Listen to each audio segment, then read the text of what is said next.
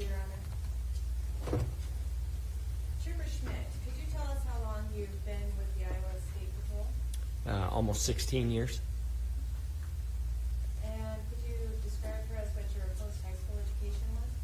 I went to Central College, got my 4-year degree in general studies. And did you attend the academy? Yes, I did. Graduated in 2006. And did you know Sergeant Jim Smith? I did. How? At the time, last year, he would have been a supervisor for District 10. I'm in District 9. So he was a fill-in supervisor for us. Also, we served on the area attack team for about 7 years together. The last 5 years, he was our team leader. Were you on duty the night of April 9th of last year? I was not on duty. Did you receive a call about the attack team being called out? Yes, I did. And where were you? I was at home in Cedar Falls, where I live. And as a member of the attack team, it was your duty to respond to that call? Yes, it was. And what did you do? I got called up from my residence, grabbed my gear, and quickly drove down to Grundy Center. And were you advised where in Grundy Center you needed to go? Yes, they gave me an address. I think I plugged it in my phone just to get a general idea. And it's right off of kind of the main intersection, Highway 14, Highway 175. So that's where I drove to. And when you arrived on the scene, what did you see? When I got there, there were quite a few law enforcement already present, a lot of emergency lights going. I believe there were a couple of fire trucks that were being used to block roadways to prevent people from driving through the scene. And once I got there, Chief Deputy Jorgensen came up to me and kind of briefed me on the situation, pointed me in the direction of the residence. And did you go to the residence? I did. Did you see any lights on in the house? No, I did not see any lights on in the house. In the garage, inside the garage, that light was on, as well as like the landing, just inside the garage that you would enter the house. And did you note the landing light because you entered the garage? I'm sorry, rephrase that. I absolutely can. Once you approached the house, what did you do? There were a couple troopers outside and some other law enforcement. I don't recall who they were. They briefed me after I approached them, and that's when I ended up going in the garage. They informed me that 2 guys were in the basement still. And why did you go into the garage? That was, from my perspective, the door was open. I walked through that. I ran into Captain from Grundy Center. He was in there. He informed me a little bit, but then that was my understanding of that was the only way to the basement was from that landing, and with 2 of our guys in the basement, I wanted to be able to help protect them. Do you recall about when you arrived on scene? I believe I got a phone call shortly after 9. I think I got to Grundy Center around 9:35, 9:40-ish in p.m.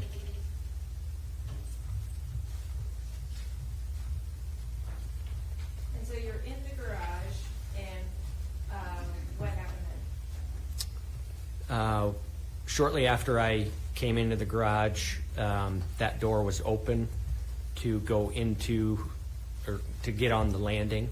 That light was on the landing, and I don't recall if the light was on in the basement or not, but I could see light coming up, like from a flashlight or a weapon light. I kind of peeked over the landing and could see the flashlight coming up, which I presumed was a weapon light attached to a weapon. I'm going to ask you to pause for a moment and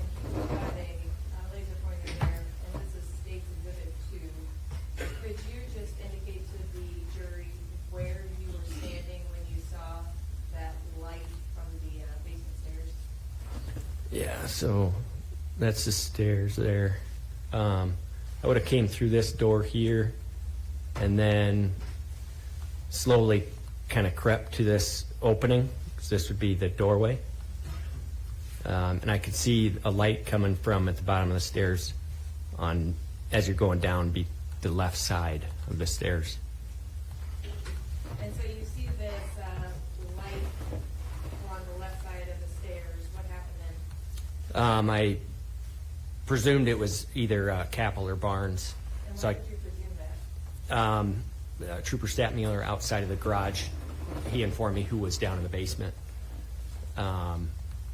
So I kind of peeked over the landing, like I said, and kind of waved my hand just to get their attention. And then eventually that light went down. So that's when I kind of peeked forward, made eye contact with them, and just motioned for them to get to the back out of either crossfire, but also I figured they would be pretty stressed in that situation, just to get them out of the line of fire.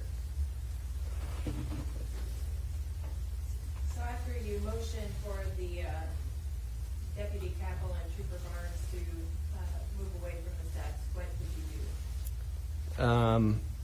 I moved off to the side at that point, is how we train. I moved kind of back here and spoke with the captain, but then I focused my attention on the main door, which I assumed was the kitchen, because I could see linoleum coming out from underneath the doorway. And I'm going to direct your attention to State's Exhibit 4.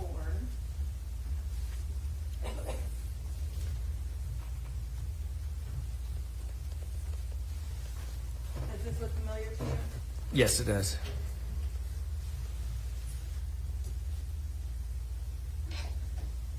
And so as part of your training, you moved away from the access door there into the house, correct?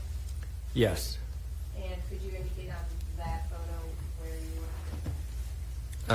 I started on this side, and I believe I was told that the door that we can't see, which is right around this corner, was a closet. So that's when I moved around. I moved around here and basically took up a position on the left side of the door. That way I could focus on what I believed was a kitchen door. And when you were in that area, was the light on in the garage? When I first came in, it was on. Okay.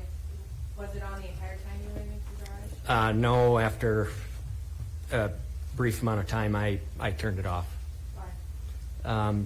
Because I believe there was enough light, or there was enough view underneath the kitchen door that if he laid down, the defendant was already willing to shoot one officer. I didn't want to give away our position by keeping it lit up, and I believed he could see movement underneath the door. And from your vantage point to the left of this doorway, as you focused on the kitchen door, what did you notice? I'm sorry?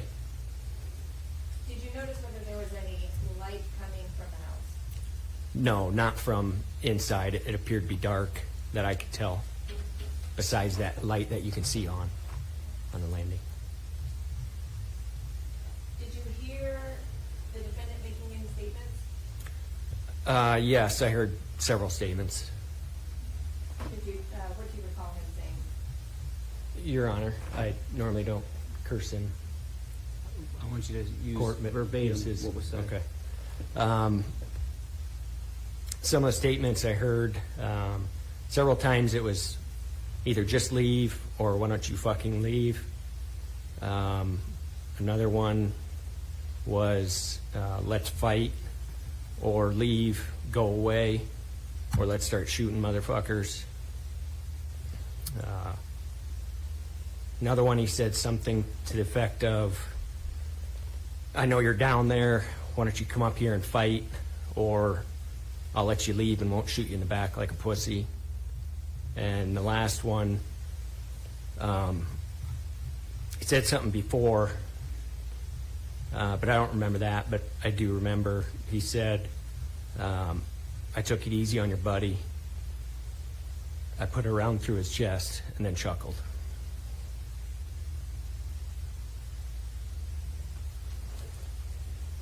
Actually, scratch at it, not round, said slug.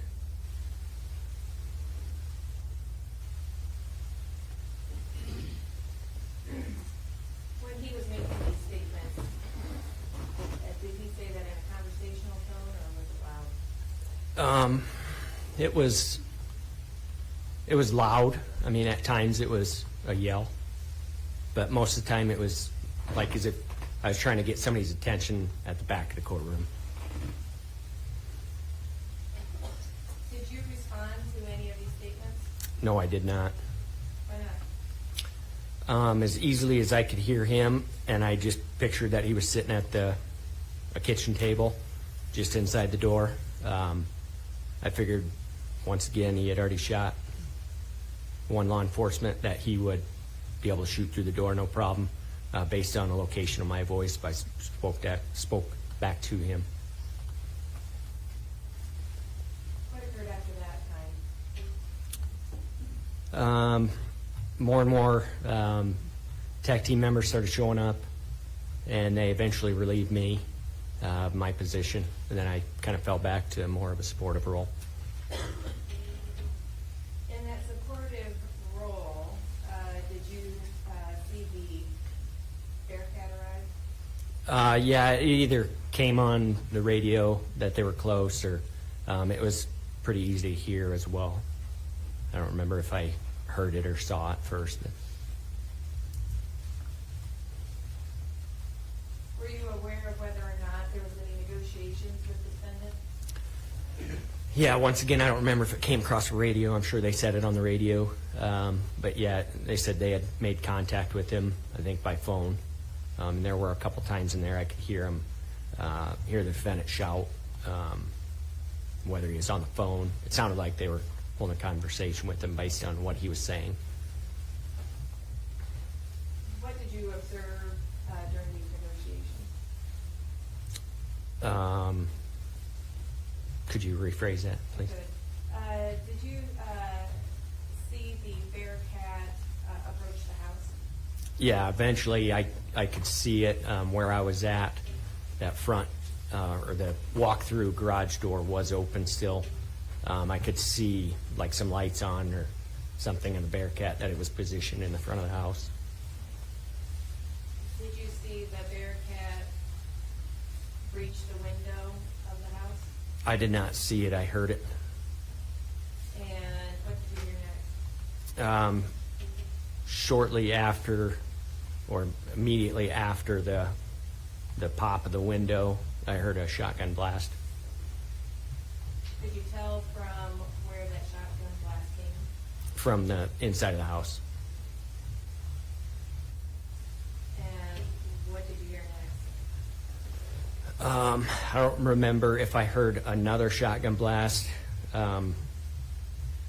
shortly after that, but I know then I heard our guys outside return fire with like suppressed gunfire.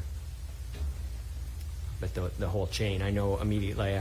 The first thing I heard was the shotgun blast after the window popped, but then after that it's kind of fuzzy. And what did you do then? The order was given a brief time after to go in the basement and get the guys out. And did you do that? Yes.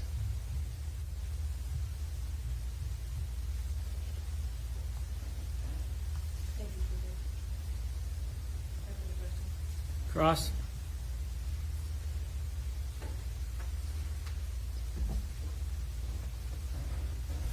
Thank you, Your Honor. Good afternoon, Trooper. Do you recall how many members of law enforcement were on the scene when you arrived? No, I couldn't give you a number. I spoke with potentially 3 up front. Rough guess, 15 to 25 maybe. Okay.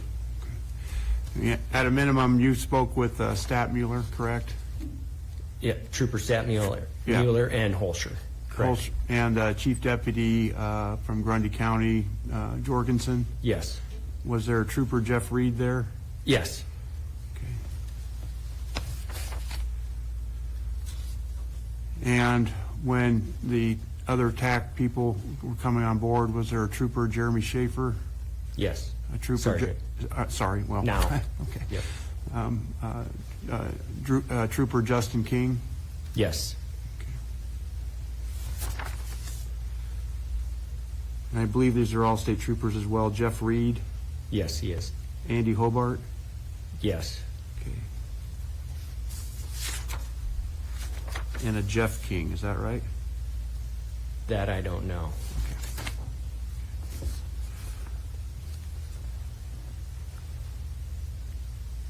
Where were you when the Bearcat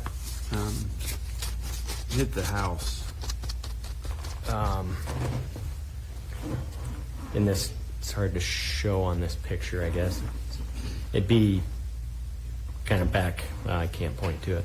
It'd be basically straight out from, Maybe I can help you out. yeah, that would be easier. It's not going to be a photo, but.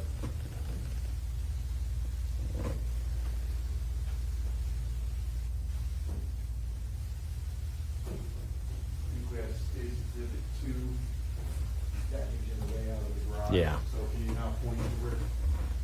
We initially were kind of back here, like I explained, to use the cover. By the time the Bearcat hit the house, we had kind of moved a group of us more straight out from the stairs. Ultimately, did you go down to the basement to shut off the gas and water as well? Not that I'm aware of. Oh, or were you aware that they did shut the gas and water off to the house? I know that was brought up. Like I said, I don't know if it was on the radio or what, but after the Bearcat had hit the house, I think somebody had said to get a hold of utilities to shut the gas off.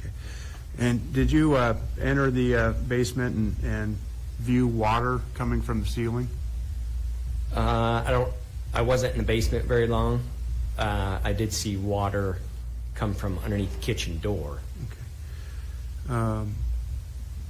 Did you see blood pouring through the floor from upstairs? I saw blood and water come from underneath the kitchen door. Okay. But I'm not sure about, through the floor while we were in the basement. Okay.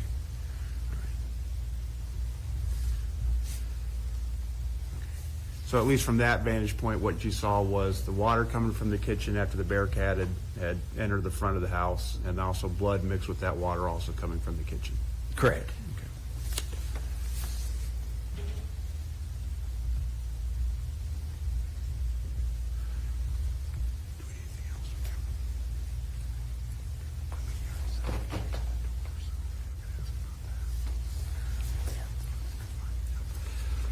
I don't have anything further. Thank you. No questions, Randy?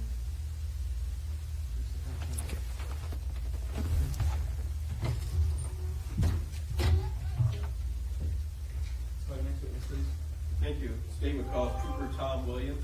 Dan?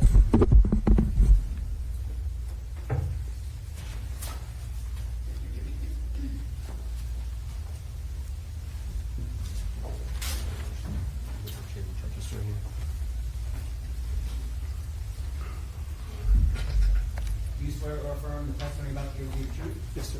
Have a seat.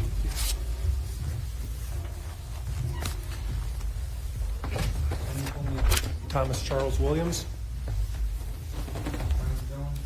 Yes, sir. Thank you. Trooper Williams, how long have you worked with the Iowa State Patrol? Approximately 16 and a half years. What district or post do you work out of? District 8 in Mason City. And do you have a current assignment? I'm the district's public resource officer and crisis negotiator.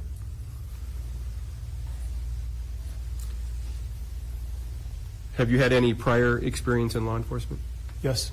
Where? Cresco Police Department, And how long there? approximately 7.5 years. Did you go through the academy? Yeah, I went through the Iowa Law Enforcement Academy with Cresco, and then the DPS Academy with State Patrol.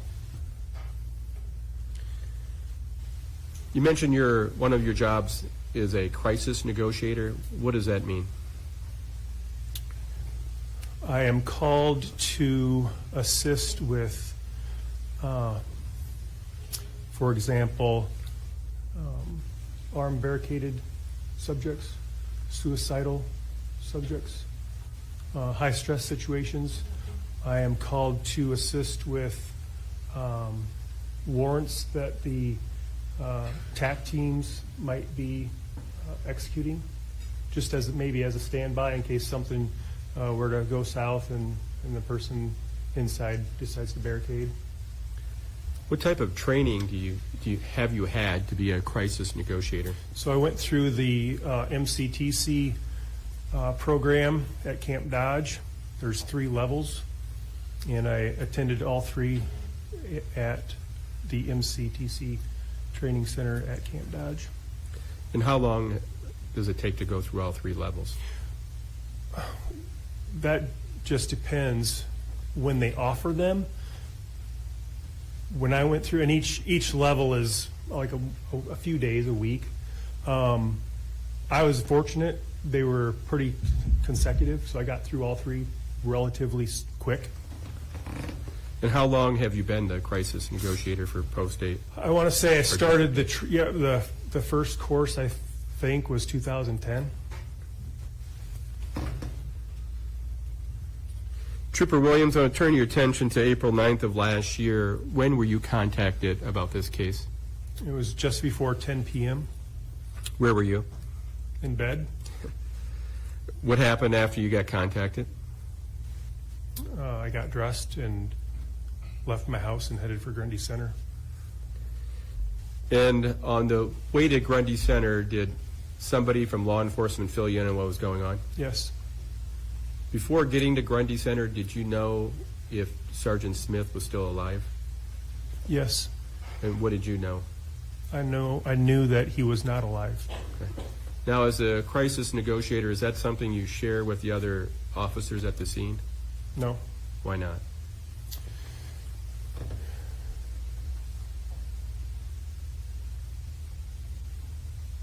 It is a very stressful, maybe sometimes, or stressful and emotional situation, right?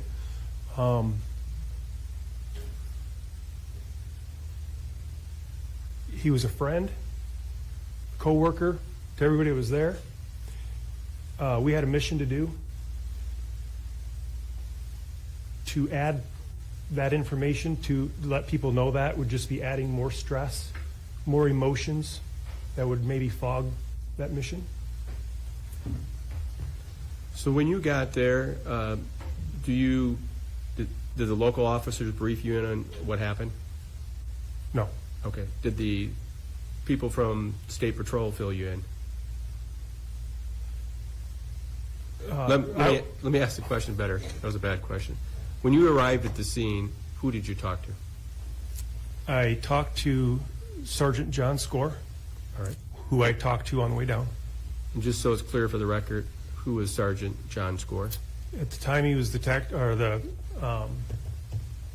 team leader for the negotiators. He's Sergeant in Post 9 in Cedar Falls. And without getting into what you guys said, after the conversation with the sergeant, what did you do next? You're talking at the scene. Yes, I'm sorry. I talked to, I believe, Nick Hayes. Okay. Is it your understanding he was a friend of the defendant's? Correct. And again, without getting into what Mr. Hayes told you, did you get background information? Yes.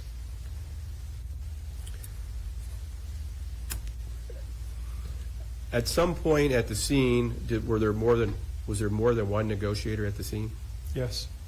And to your knowledge, is it divided up? Is one considered a primary negotiator, one a secondary, or how is it divided up? So how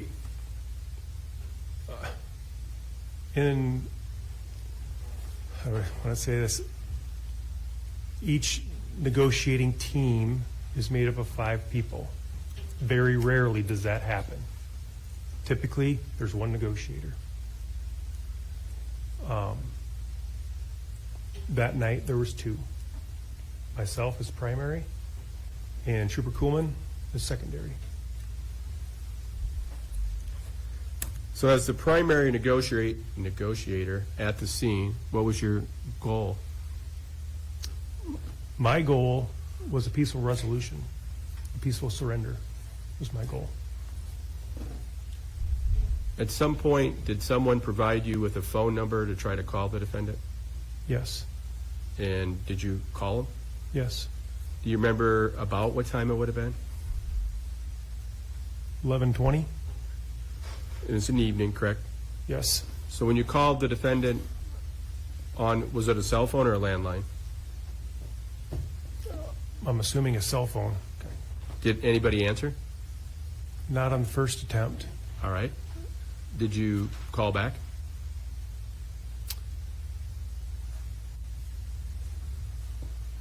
I think he called me back, Okay. the initial. So if I understand it right, so you call his cell phone, nobody answered, correct? Correct. And then now you get a call back. Yes, I believe so, yes. Did you answer it? Yes. What did he say? I asked, is this Mike? And he said, yeah. How would you describe his voice? Kind of gruff. Did you introduce yourself? Yes. How did you introduce yourself? I said, Mike, Trooper Williams with the State Patrol. We need you to come out, Mike. Did the defendant respond? Oh, he told me he wasn't coming out.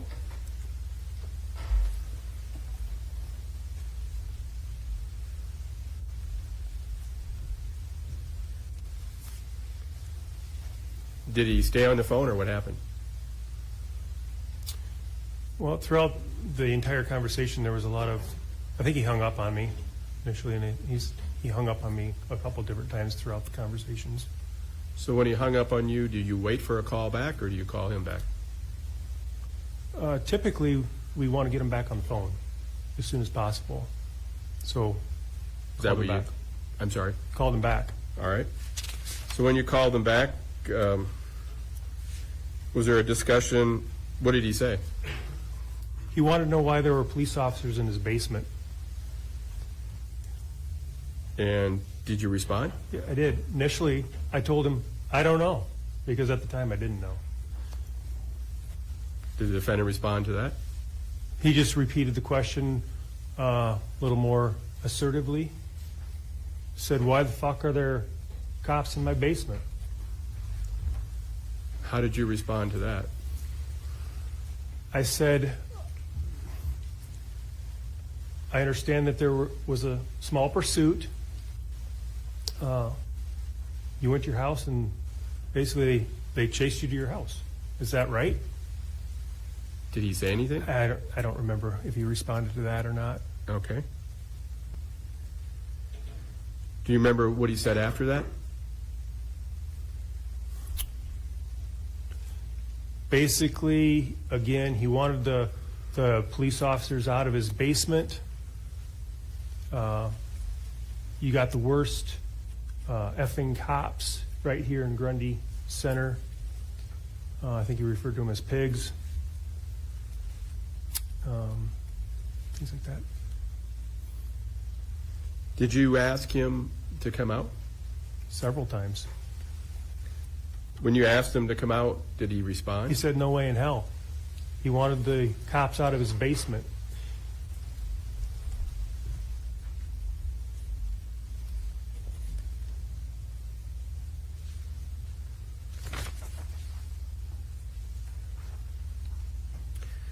You said he wanted the police officers out of his basement. Did he make any statement to you while you're negotiating what would happen when the sun comes up? He told me, when the sun comes up, I'm gonna walk down in the basement myself. They're gonna walk the fuck out of my house, or it starts shooting.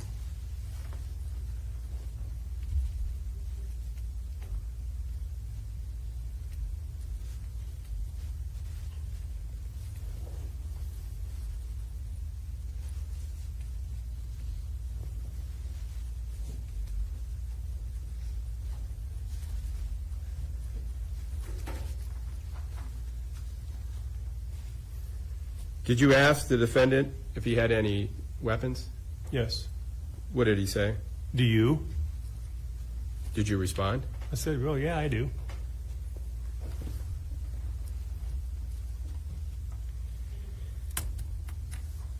Is there some point during this negotiation, do you know about how long it went?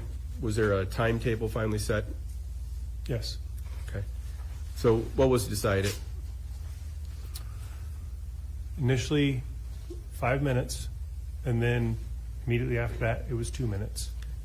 Now, was this set before you started talking to him, or is this after all the conversation we're talking about? This is after all the conversation we're talking about.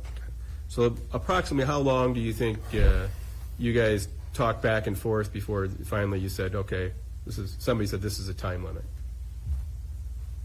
I'm guessing half hour.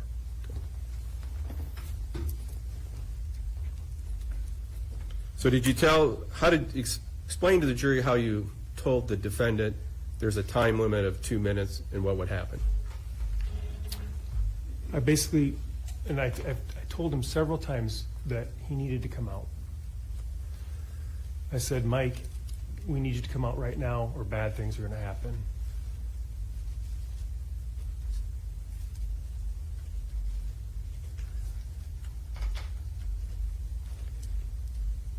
Did you explain to him, Trooper Williams, when he was to come out, what he was supposed to do, how his hands were supposed to be, and et cetera? So I told him when he comes out, and this is part of the surrender plan that we have, come out the front door with his hands empty, with his hands raised, nothing in his hands, leave all his guns, cell phone, anything he had in the house. Told him to come out. He would then take orders from the officers outside, but to lay down prone, face down on the grass.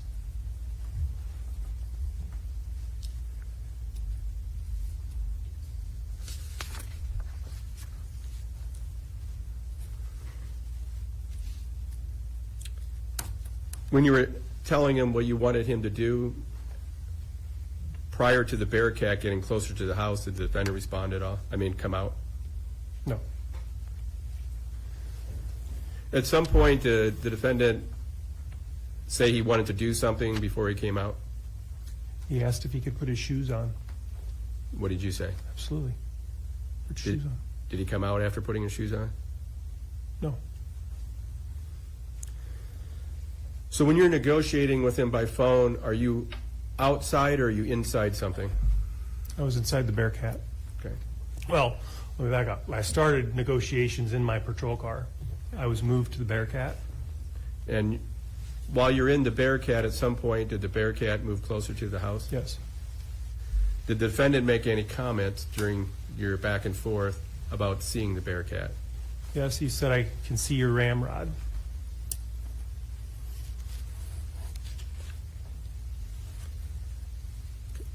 I now want to talk about the back and forth. Was there a last call where you made to the defendant? Like a last phone call? Yeah, back and forth. Yes. Okay, that's where I'm looking. That's where I'm asking questions now, so you know where I'm going. Is during this last phone call, did you ask the defendant to come out again? Several times. Did you explain how you want him to come out of the house again? Several times. Same way. Same way. Hands up, empty, leave all his stuff in the house, come out, take, listen to the commands of the officers outside, lay down prone on the grass.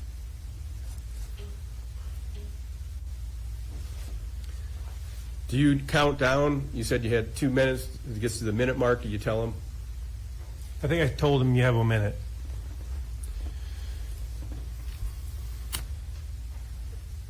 At some point, when you told them it was a minute, did you see the defendant come toward the front door? Yes. Okay. I'm going to put exhibit up that's already been in evidence.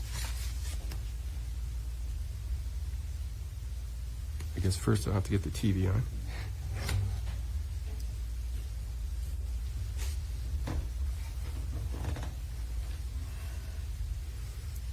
This will be State's Exhibit 19 for the record. You see that, Trooper Williams? Yes. So at some point, there's a green laser pointer in front of you there, and that will work on the TV. Can you kind of show the general area where the Bearcat was? I'm going to move out of the way here 1 second. So is this going to work on the TV? It will. At least that's what I've been told. It does. Oh, barely. There it is. So basically, if you can see the white cursor on the TV, basically that's where we were at. Okay. The mouse there. Right out in front of this 3-pane window. Okay. And at some point, did the ramrod make any contact from the Bearcat with the house? Yes.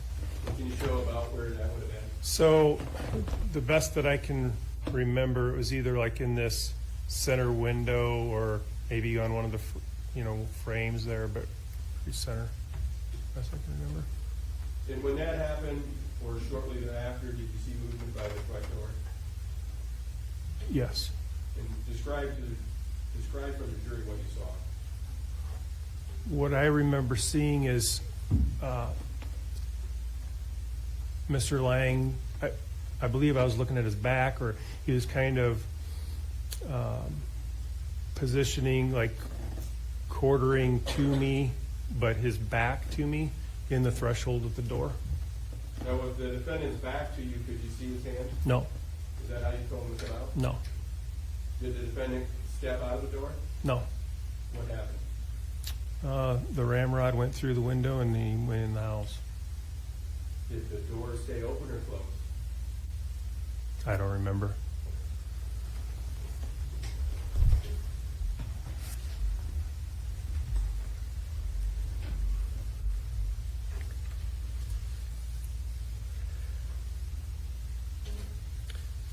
After the defendant went back into the house, what's the next thing you remember hearing or seeing?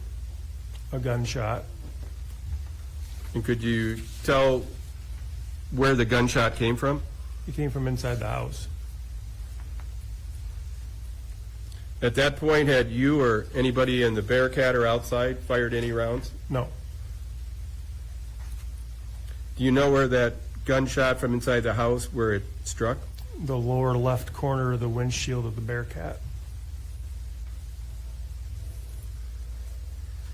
Did you hear any shots from the house after the one gunshot? There was an additional gunshot. Was that again from the house? Yes. And after the second gunshot, what do you remember hearing? Was there any return fire? Yes. And we have the picture on there. I should have asked the Bearcat, this is at night. Does it have lights on it? Yes. And does the lights help light up the front of the house? Yes.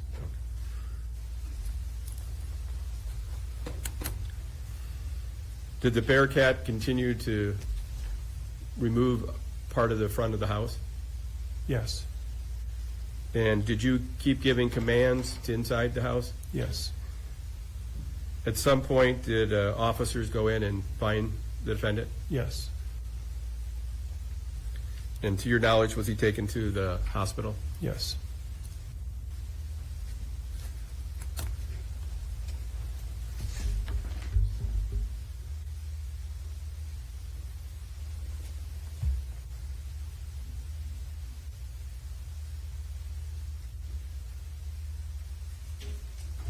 Thank you. I have no other questions. Thank you.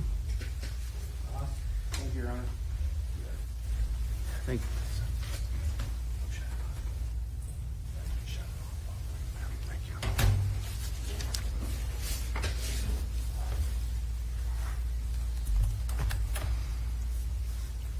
In the training that you have, what are the mechanisms that you use to try to diffuse an emotional circumstance?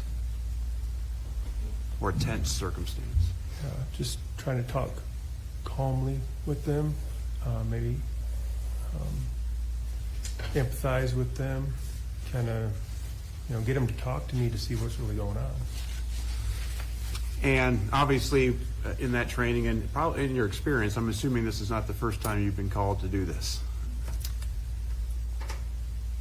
It is not the first time I've negotiated. It is the first time that I've negotiated with what happened. Understood, understood. But you're obviously talking to people that most often you've never met. Correct. That's why you have to kind of get some background story. And so in a very tense situation, you're trying to establish a rapport with that individual. Correct. And that can take time. Fair? It can take a lot of time. Yeah. I'm assuming that in your training, they don't tell you that you should be able to accomplish this in an hour or 2 hours or 3 hours. Correct. It's all going to be situation dependent and dependent upon the person that you're dealing with. Correct. And so it can take a long time to get to that peaceful resolution that you were looking for. Yes. Okay. So I suppose part of that training too is patience. Yes. Okay. All right. And I'm assuming that you can be called in your duties at any time. It sounds to me that you can be called to help even at possible anticipation of an event, right? Something that's high stress, or if you think that when police have to interact with somebody, they think there might be a problem, they'll ask you to come along. Yes. Okay.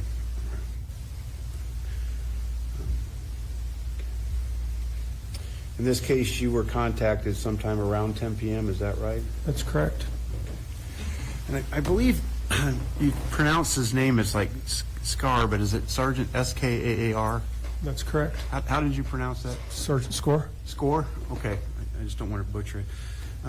And when he was filling you in on what was happening and what you responded to, he's the one that informed you that Sergeant Smith had passed away, is that right? That's correct. And he's also the one that wanted you to know to be sure not to share that with anybody because nobody else had known. Correct. Okay.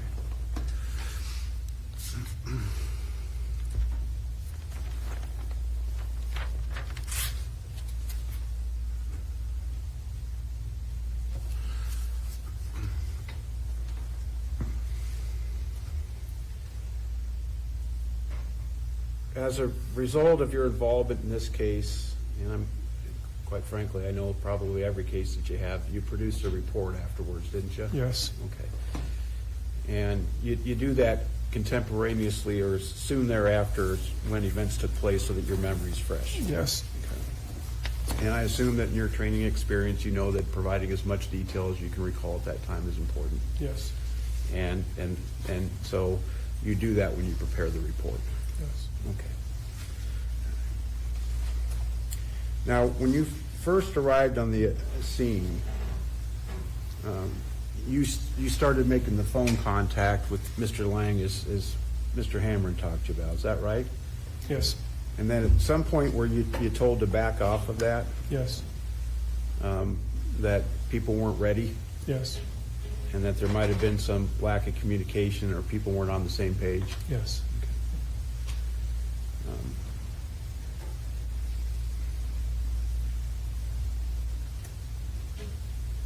Did Mr. Lang then call you? Yes. So he initiated that phone call. Yes. And you had some discussion about whether or not everybody was ready. Is that right? Yes. And whether or not you should actually take the call because Yes. you weren't sure if you're ready. Correct. So when I initially got there, I was instructed by Captain Bailey he asked if negotiations had started. Okay. Understood. Understood. Okay.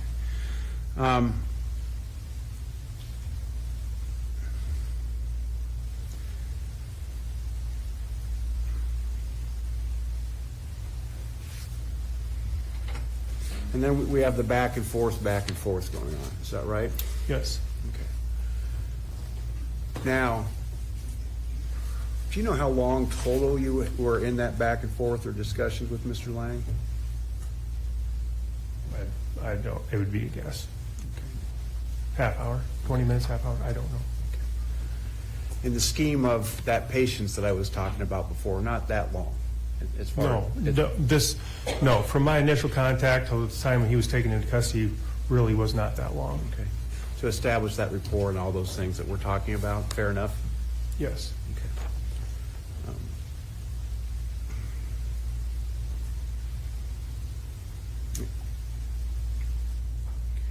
Did at some point you believe that members of the TAC team were starting to get impatient? Well, I don't know if impatient, but I just could feel the anxiety levels just starting to rise. I believe in the report you used the word anxious. Is that fair? Yes. Okay. And did you have to, at that point, ask Captain Bailey to at least give you more time? I asked him to give me 5 minutes. Okay. Did you have a belief that there was a chance that that might move things along? As far as getting Mr. Lang to come out? All right. Or at least Or- making progress that way to help maybe diffuse the anxiety? Well, yeah, I thought I could get him to come out. Yeah, I understand. Okay. And you were given those 5 minutes? Somebody had made the suggestion to give him a timeline. Okay. I asked Captain Bailey for 5 minutes. And then he got on the radio and said negotiations are going to continue. You had the discussion about him about putting on his shoes. Yep. Did at some point he wanted to know what would happen to his stuff inside the house? Yes. Okay. And you have, at this point when you're having that discussion, I'm assuming that you're in the Bearcat. I am. And we don't need to have the picture up there, but that Bearcat's going to give you the kind of immediate view of what's happening in front of it. Yes. And so you had within feet from the front of the house. Yes. Okay. So you had good visual on the front door, good visual on those windows. Yeah. Okay. Yeah. So there's the driver, front passenger. I was in the back, but my head was up here looking, you know. Right.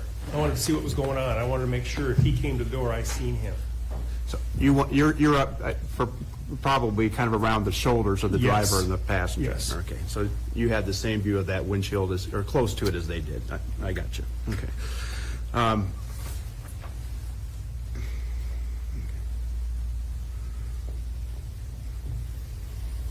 You had the discussion about, he did ask you about if everything in his house would be taken care of, is that right? Yes. And up to that point, there hadn't been any breach of the home with the ramrod, had there? No glass breaking, no attempt to tear down the walls at that point? No. Okay. I think at that point, is it true then that you told Mr. Lang you're at the 1 minute mark? Yes. Okay. And at that point, did Mr. Lang start to hesitate on coming out? Yes. Okay, so instead of this sort of adamant no, now we're starting to have a little hesitation. Maybe you're making that progress you're hoping for. Yes. Okay.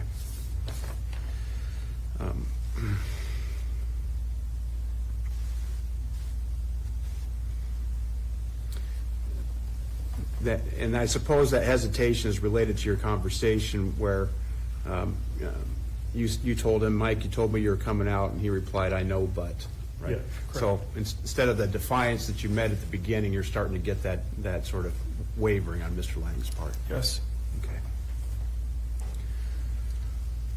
Okay. And after that, when you're about the 30-second mark, that's when the Bearcat starts to initiate contact with the house, and it's rattling the windows or Correct. breaking them.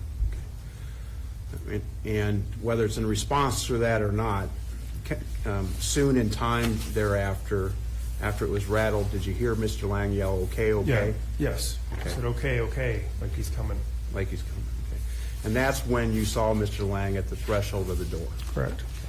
And when you saw Mr. Lang at the threshold of the door, I understand the view was, it's not like he's standing there for you to see, okay? But you did not at least witness any guns or anything in his hands. Correct. Did you notice if he had shoes on? I did not. Okay. Was there anything additional said?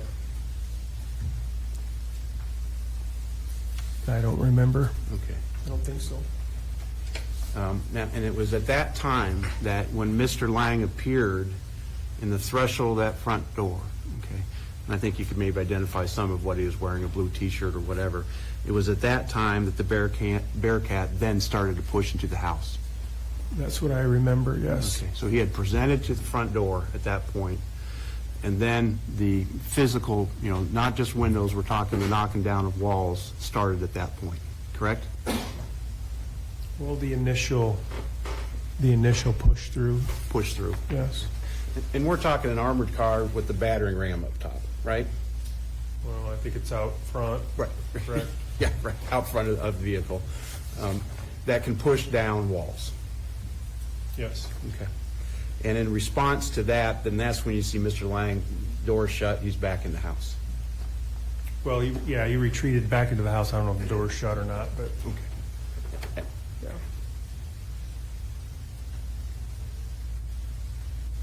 And then that's when the shots came from the house.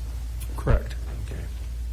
And after the shots came from the house, the return fire from law enforcement agents into the house resulted in Mr. Lang being shot. Correct. Okay.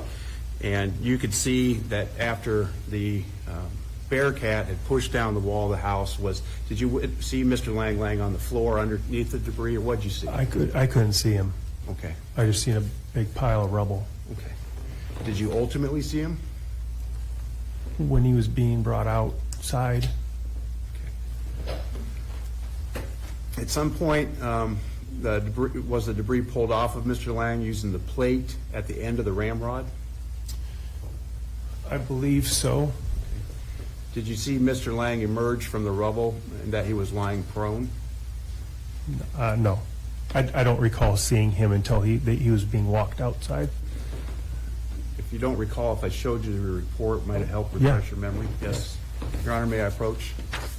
I'm on page 2. You don't have that. I'm just going to ask you to read a little section. Okay. Real quick. Okay. And then I'll ask you questions about it.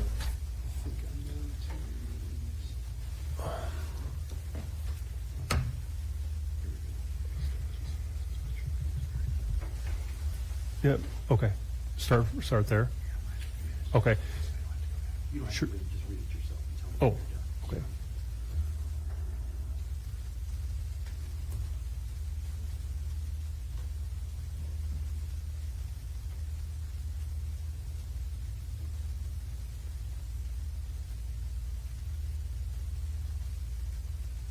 Okay. All right. Sorry about that. No, don't worry about it. Okay, so did that help? So yeah. Yes. Thank you. Okay, so then after review of that report, you did witness them remove the rubble Sure. from Mr. Lang, is that correct? Correct. Okay. And you saw him lying prone and covered in blood, is that right? Correct. Okay. And that you were still using the PA of the Bearcat to, So after he had went back inside and the south wall got tore down, I transitioned from my phone to the PA. and he remained in that prone position. He wasn't able to put his hands on his head, or didn't at least anyway, is that right? Correct. You did witness the blood at least around his head. Yes. Did you witness any other wounds? No. Did you witness some people of the TAC unit emerge from the basement and witness Lang being struck with a non-lethal round? Well, I don't remember if I witnessed it or just heard that they were going to do that and then heard the shot. But yes, Okay, you did hear the shot? Oh, yeah. Okay, and by non-lethal round, what do you mean by that? like a beanbag round from a shotgun or something like that. Okay, and you heard that shot? Yes. Okay.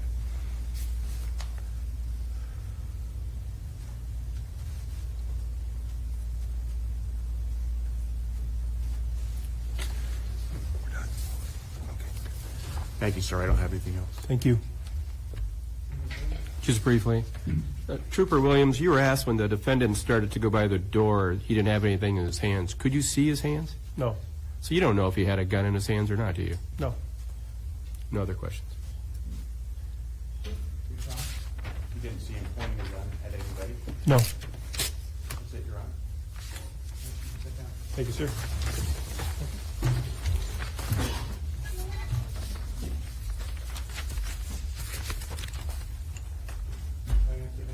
State would call Chas Ocean to the stand.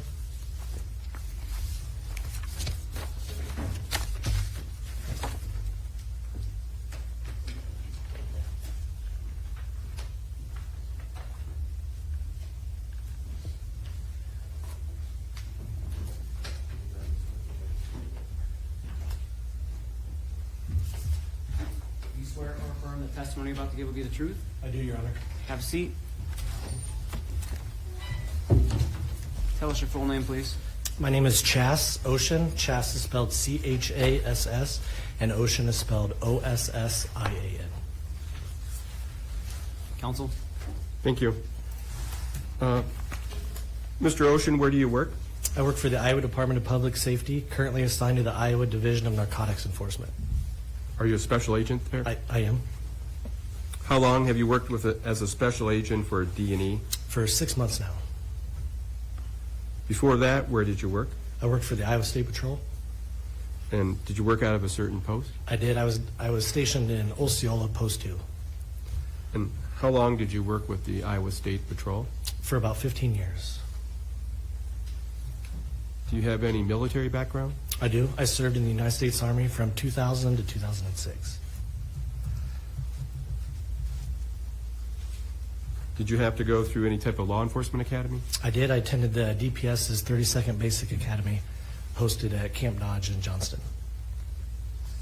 When you worked for the State Patrol, were you a member of any tactical team? I was a member and operator on the Area A tactical team.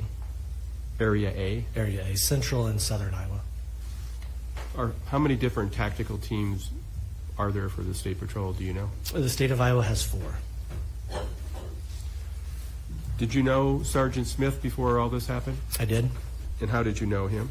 Sergeant Smith has always been a team leader of his team while I was a member of my team. And was he the team leader of Tactical A? No, he was not. He was TAC Team C. C. And do you know how long he was a team leader for Tactical Team C? I do not. I served 10 years on the teams, and he was there the whole time I was there.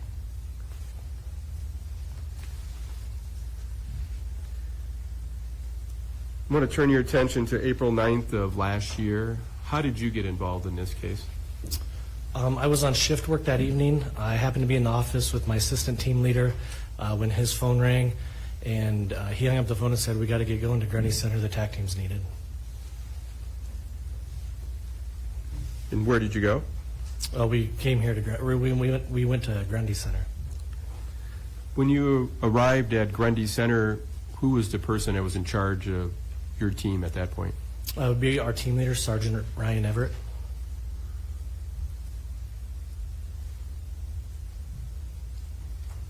Now, there's been some mention in trial about a Bearcat. Can you tell us, what is the Bearcat? So the Bearcat is an acronym. It stands for Ballistic Engineered Armored Rescue Attack Counter Truck. Basically, all it is a big ballistic up-armored vehicle that is used to rescue people or to put us in a safer spot when we do need to be in those kind of situations. So when you arrived at the scene, was the Bearcat there yet? The Bearcat was not there yet. It was en route. Do you know where it was coming from? We had 2 Bearcats at the time. The one that was coming to Grundy Center was in Des Moines. I assume that would have been the closest one then. Correct. So until the Bearcat arrived, what was your role at the scene? We were honestly just prepping our gear and getting ready to go. It all happened, it was just a matter of minutes between us getting there and the Bearcat arriving. So when the Bearcat arrives, what's your assignment or duty? So once the Bearcat arrived, we parked in front of a church that was at the corner of an intersection. We were told to put the ram on. The ram is stored on the side of the Bearcat, the driver's Bearcat. It's in two pieces. So we were told to put that on. To put that on, we actually have to get in the Bearcat and lower a hydraulic that attaches the ram to the front of the truck. And so I had jumped in there to lower that hydraulic. When Sergeant Ryan ever came up and said, "Are you driving?" I said, "I can," and he said, "You're driving." So because you worked the hydraulics, you got stuck driving. That's correct. We're all cross-trained in everything that we do, so that's not uncommon at all. So you were the driver, the call it the rod, the ram rod? Is that what you refer to it as? That would work, so we call it the ram, but yes. The ram? Yep. Okay. After the ram was connected, then what do you do? I just stayed in the driver's seat and waited for the rest of the team and the negotiator and the area captain to get in the back of the truck. Do you remember about how many people got into the Bearcat? I do not, sir. And when they're getting in the Bearcat, are you deciding where to go or what to do, or are you taking orders? Taking orders. Do you remember who was providing the information to you? Either Captain Troy Bailey was in the truck with us or our team leader, Sergeant Ryan Everett. And at some point, was there a negotiator in there as well? There was. So did you eventually move the Bearcat from the church parking lot? We did. After everybody loaded up in the truck, we made our way to the residence in question, and we parked in front of the residence. I'm going to show you State's Exhibit 19. It's already been in evidence.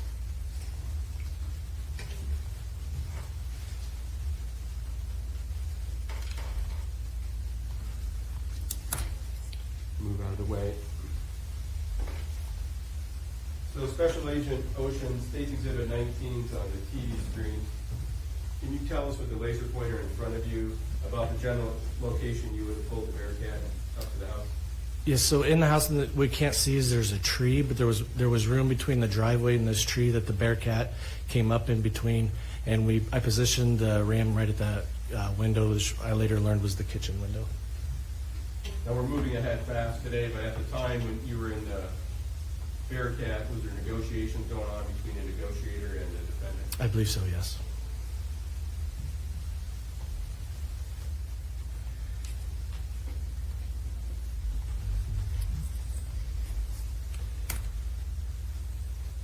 So at some point, did someone give you a command if negotiations were winding down to do something with the, I want to call it the ram? Is that correct? That is correct. Before we even moved up to that part, when the order was given, I was to take out that window, and then as soon as the window was out, we were to take out the front door. Okay.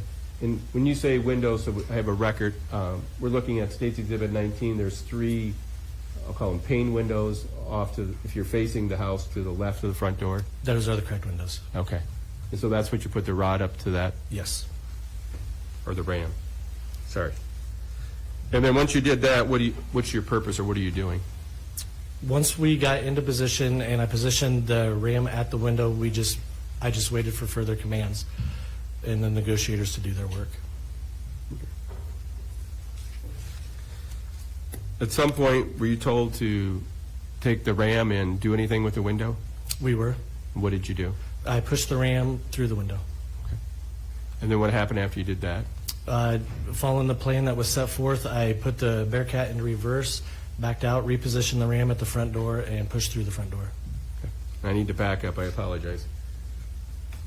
I'm going to refer to State's Exhibit 19. When you first were coming up here with the ram toward the windows, could you see anything in those windows? Yes, we could see through the windows. Okay. Did you see anybody in them? I did. And did you see, who would you see?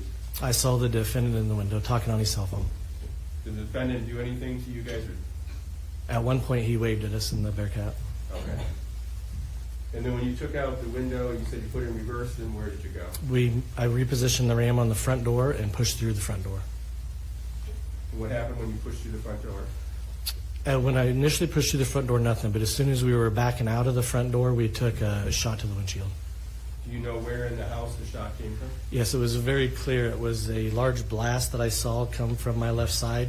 And when I repositioned and looked over there, I could see that he was shooting out of the kitchen window that we had just ported. Can you show us with the laser pointer where the defendant was shooting? This window right here. So could you tell from the shot what type of gun it was? I could not know. Could you tell if there was more than one shot? I could not at that time, no. Okay.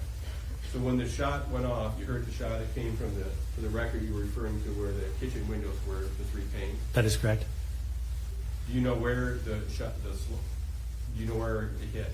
Yes, it was, as I was backing up, I saw the windshield shatter in my bottom left corner, and then I could see the spidering of the glass on the windshield. I'm going to show you a couple of photographs.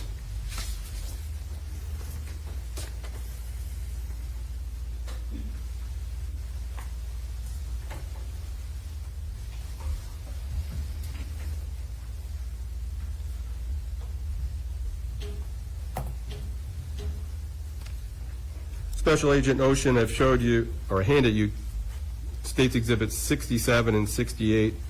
Are these a couple photographs of the Bearcat? These are? Are they fair and accurate representation how it would look after you heard the shot? Yes, it is, sir. State would offer into evidence States Exhibits 67 and 68. No objection. 67 and 68 will be admitted. Permission to publish? You may.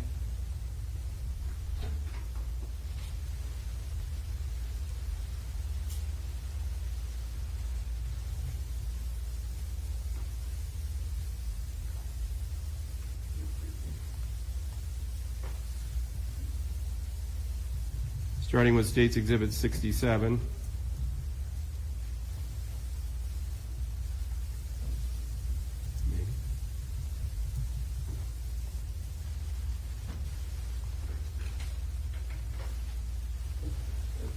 Special Agent Ocean, can you describe for the jury, if you need to use a laser pointer, you can, what we're seeing in this photograph? That is the picture of the Bearcat after the operation was complete. You can see the driver's side doors open, the rear driver's side doors open, but in the windshield there, that is where the bullet impacted the windshield. And you can see the spidering effect that I earlier testified to. And I'll move it up one. I'm going to do 68. See if I turn this on. States Exhibit 68. This is the same thing, it's just zoomed in on the Bearcat. You can see the driver's side door break with the mirror. Right there is just where the bullet impacted the windshield in the bottom left corner.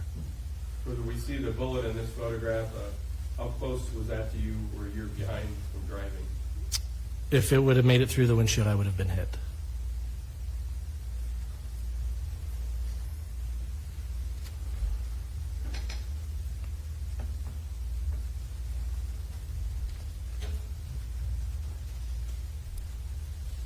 After you heard the defendant fire that round, did you hear additional shots from anybody from law enforcement? I do not recall any other shots, no. Okay. What did you do after you had that shot? After the defendant fired that shot into the windshield, what did you do next? I continued to use the ram to port the house in an effort to find the defendant. Okay. And did you have to take down the front of the house? Yes, we made multiple portholes, which violated the integrity of the wall, and the wall came down. And we're talking with the front side of the home. Right, the south wall, sir.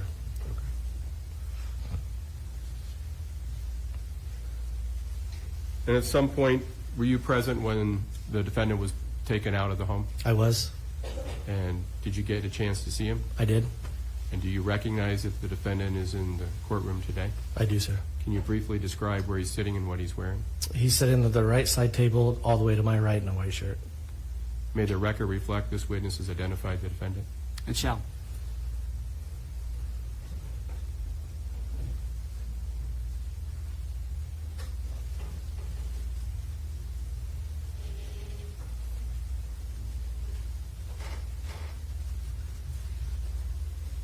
No other questions, thank you.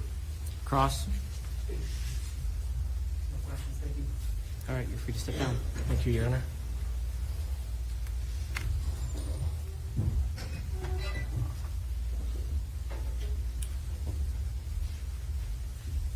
Please call your next witness. State would call Tara Scott to the stand.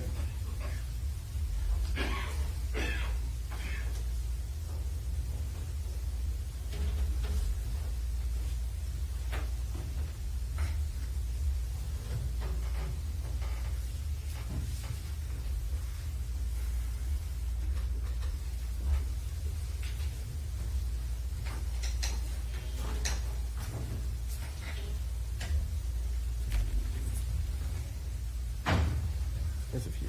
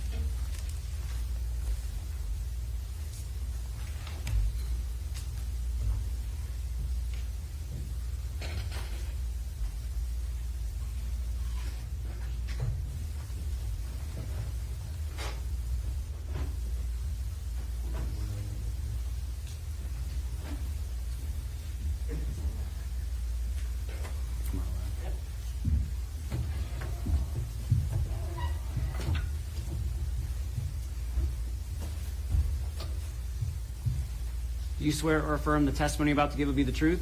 I do. Have a seat. Tell us your full name, please. Tara, T-A-R-A, Scott, S-C-O-T-T. Counsel. Thank you. Ms. Scott, where do you work?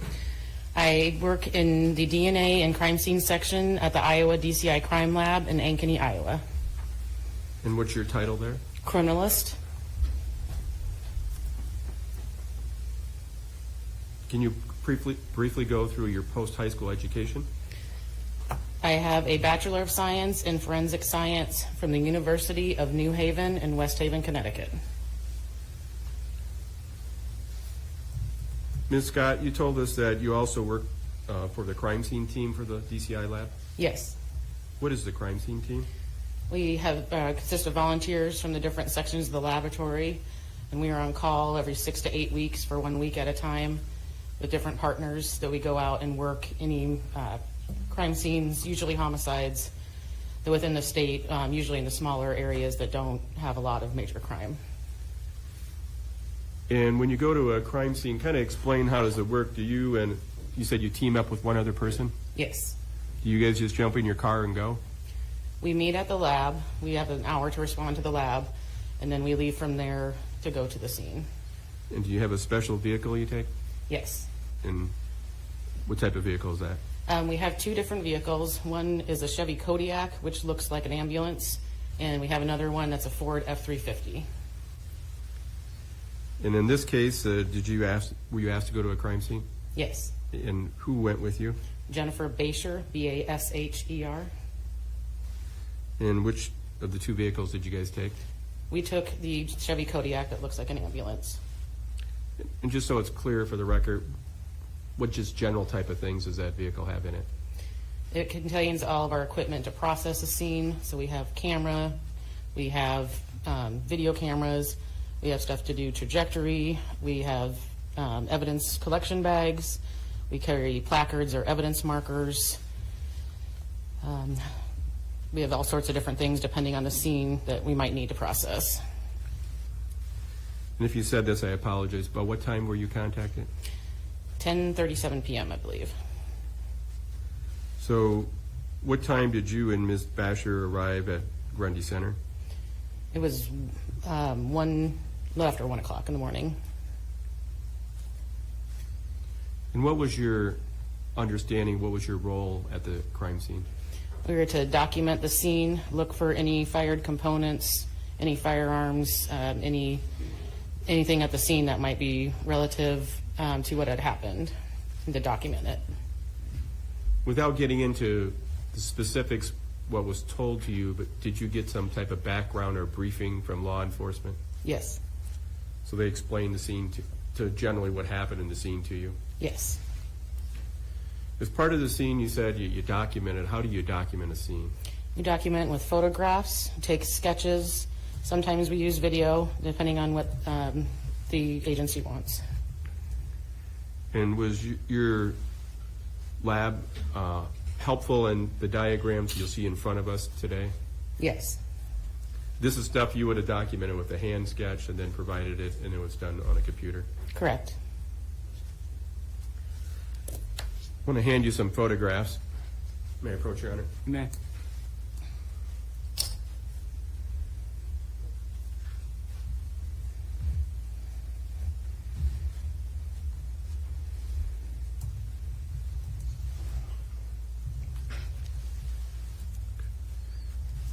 Ms. Scott, I've handed you several photographs. Are these just some of the photographs you would have taken at the scene? Yes. And prior today, so it's clear you had a chance to go through these, we selected some photographs for trial. Correct. Okay.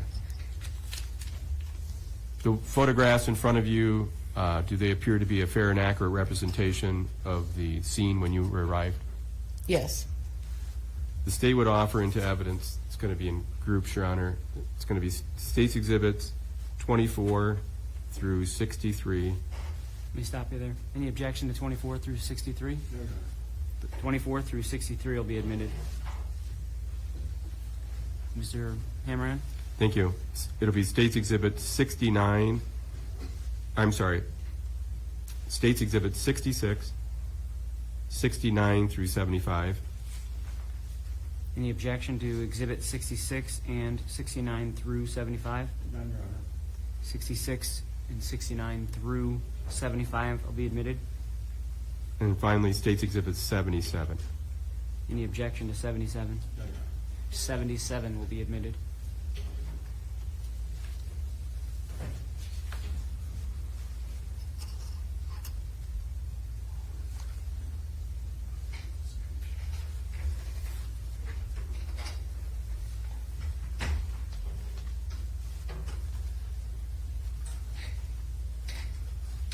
Permission to publish, Your Honor? You may.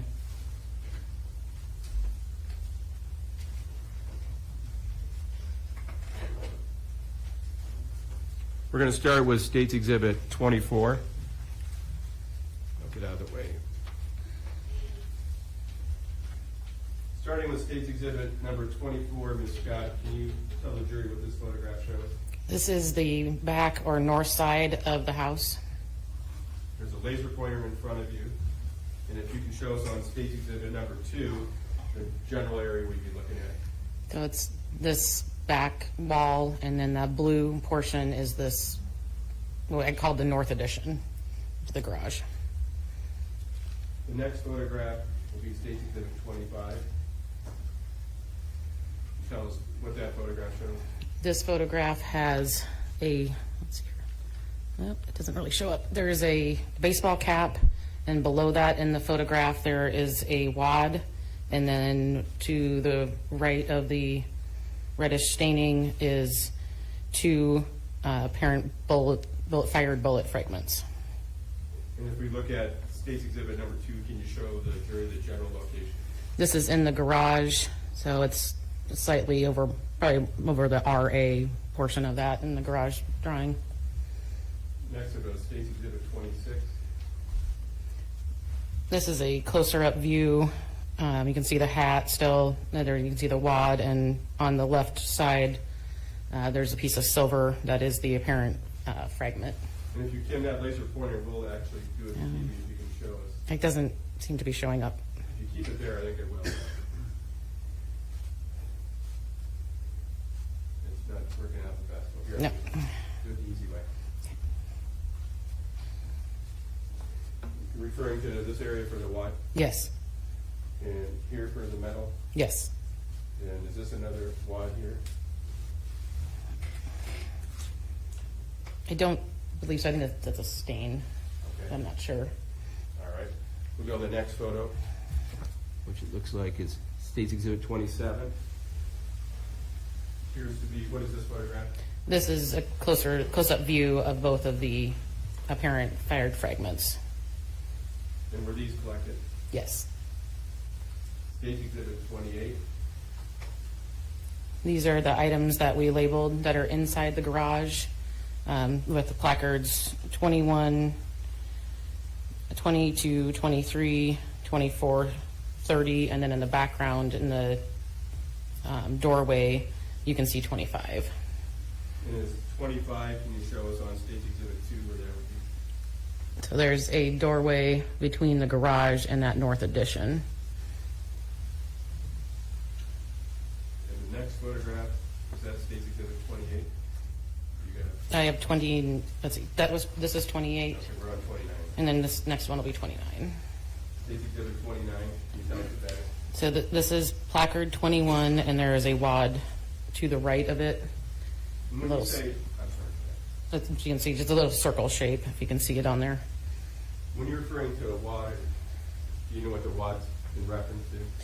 That is part of a shotgun shell after it's fired.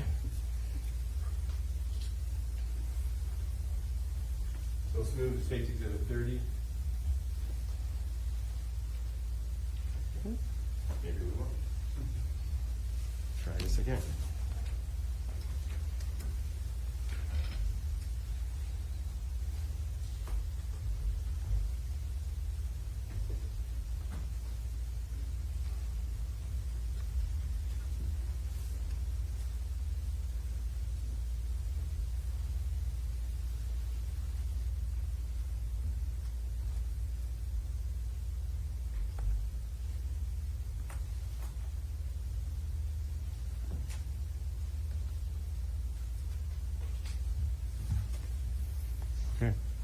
Got stage exhibit number 30. Can you tell us what that is?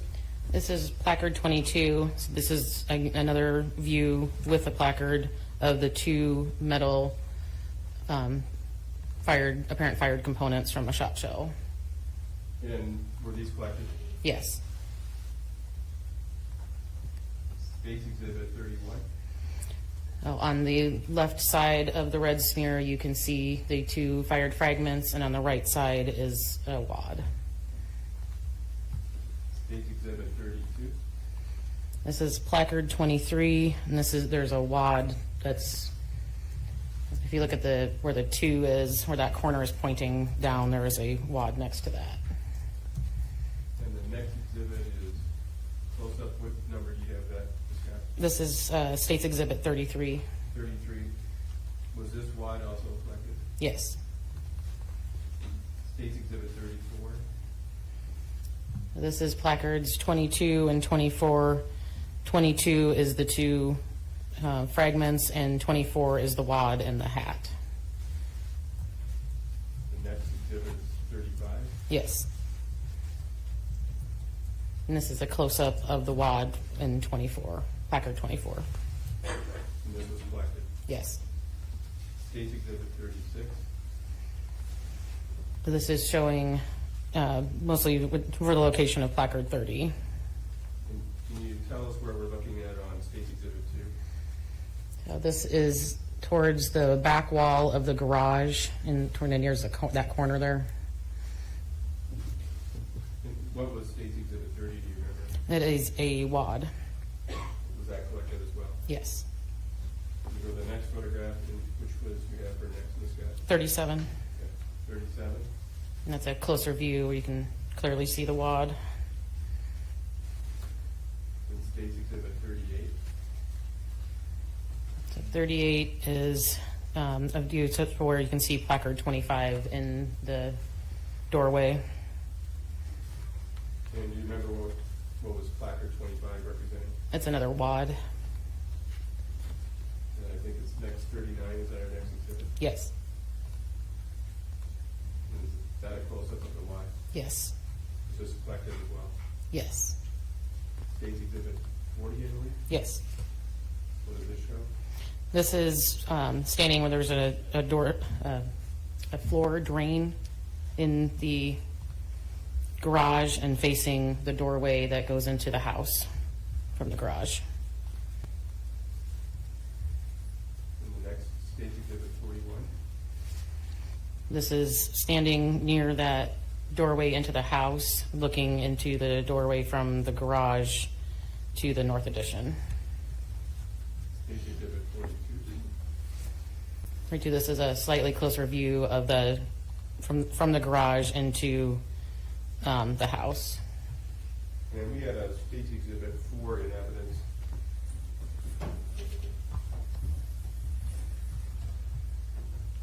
Is this the area that it's referring to? Yes.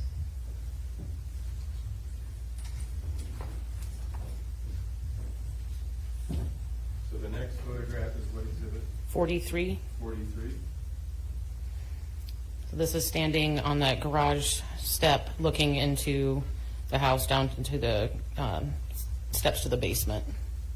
Can you tell us what State's Exhibit 43, I believe it is? Can you show on State's Exhibit 2 the general area? So if you're standing in this doorway here at the garage and you're facing down the stairs. State's Exhibit 44? So this is a closet that is on the landing that is just inside the doorway between the garage and the basement stairs. And on State's Exhibit 2, can you show us? So there's, at the top of the stairs here, where there's that thicker line at the top, that is where that closet is located. And can you tell the jury what you saw inside the closet? There were different firearms in there in this portion of the closet. Next photograph of that is State's Exhibit 45. Yes. Can you tell us why you took this photograph? So this is ammunition that was found in the upper portion of that cabinet. So the lower portion had that closet, and this is the upper portion that has the shelves with the different ammunition on it. Then State's Exhibit 46. I'm going to back up a second. Okay. I'm going to go to 44. You see that photograph? Yes. Were there any guns in there? Yes. Can you tell us how many guns? I believe there was one of them was a BB gun. I don't. I'd have to look at my notes to know exactly how many were in there. If you don't mind. Okay.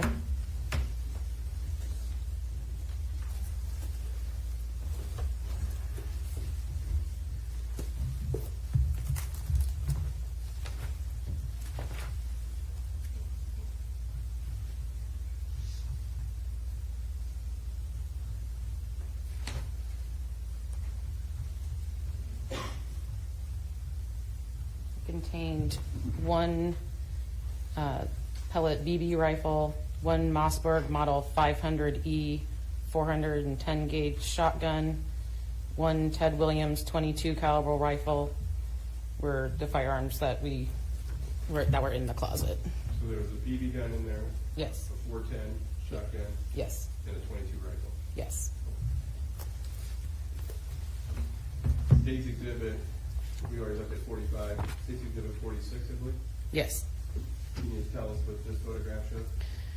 This is standing in the doorway from that landing into the kitchen, facing the, so to the right, it would be the south.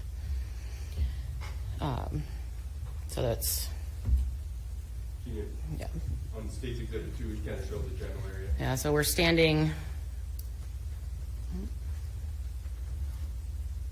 I'm pointing it the right way.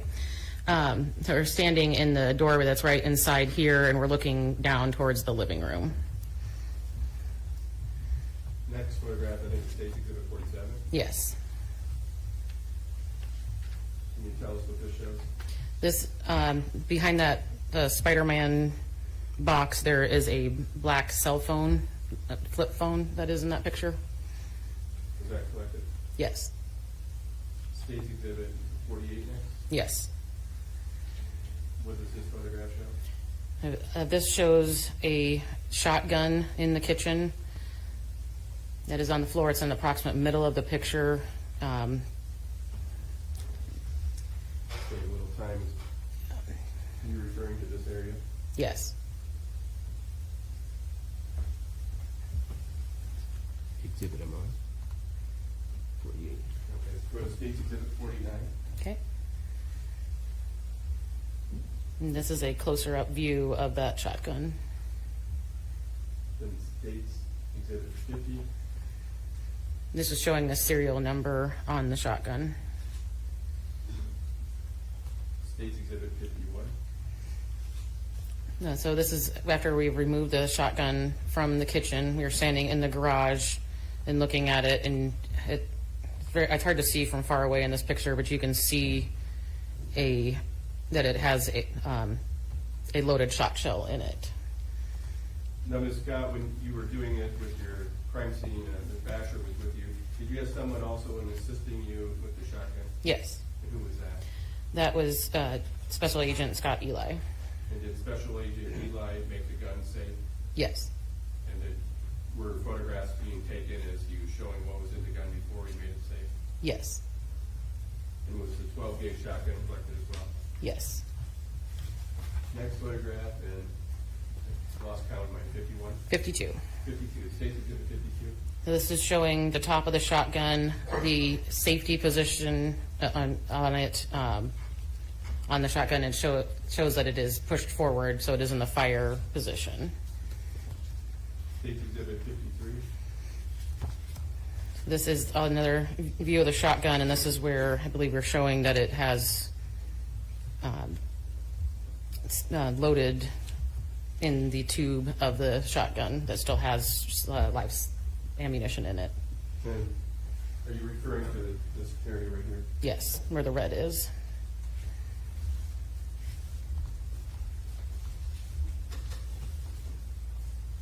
State's Exhibit 53? 4. 54. So this one is the 3 live shotgun shot shells that we removed from the gun. And were they collected as well? They were. State's Exhibit 55. So this is a view in the kitchen. You can see the red towards kind of the center of the photograph. There's a black, I think it's a shoe to the right of it. I think I know what you're talking about. So you're talking this black shoe? Yes, and to the just to the left of that is a red. That is one of a fired shot shells. And the next photograph, which would be what number? 56. 56. Can you tell us, that is a close-up of the shot shell? Yes. Was that a fired shot shell or one that was live? This one was fired. And was that collected? Yes. State's Exhibit 57. This is another fired shot shell that is close to the baseboard in the kitchen. And was that collected? It was. State's Exhibit 58. Yes. So this, it's very hard to see in this one also, but there is you can see the red in the center. The next picture is closer up of another fired shot shell. For the next picture, State's Exhibit 59. Yes. There's the red kind of in the center of the photograph, and then there's a little brass on it. It's hard to see from this far away. I think I know what you're trying to describe. Is this the area? Yes. And was that a fired shot shell or unfired? I believe this is fired. Next photograph is State's Exhibit 60. 60. What does it show? This is another shot shell. Give us a general idea. I know it's an overview picture, but So there's, at the bottom of that, has a kind of the table, and then there's a white square on the floor, and just below that, between, is where the red is kind of buried in there, up higher, here, up higher. fire, That white square, right here. no, keep going. The actual, no, that square down just below that, right there. Yes, So there's a shot shell there. yes. And do you remember if that was a fired shot shell? I believe that one was also fired. Next photograph. This is Is that 60, 60, 61. 61. Is this just a close-up one that we just saw? Yes, And that was collected, you said as well. yes. State's Exhibit 62. So this is after the fridge was put back upright. It was laying down when we first arrived. And on the floor in front of that, there's, it's about approximate center of the photograph, there's a red shot shell. And then the next one's going to show a close-up. Yes, State's Exhibit 63, 3. yes. And was that shot shell fired or I unfired? believe this is the unfired shot shell. So it's clear for the jury and for the record, how many fired shot shells did you find in the kitchen? It was, I'm gonna double check my notes. Say the wrong number. Please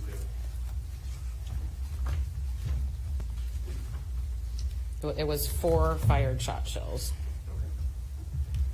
Okay. And then you found one unfired one in the kitchen. Correct. And then the gun we saw in the picture had 3 that were unfired.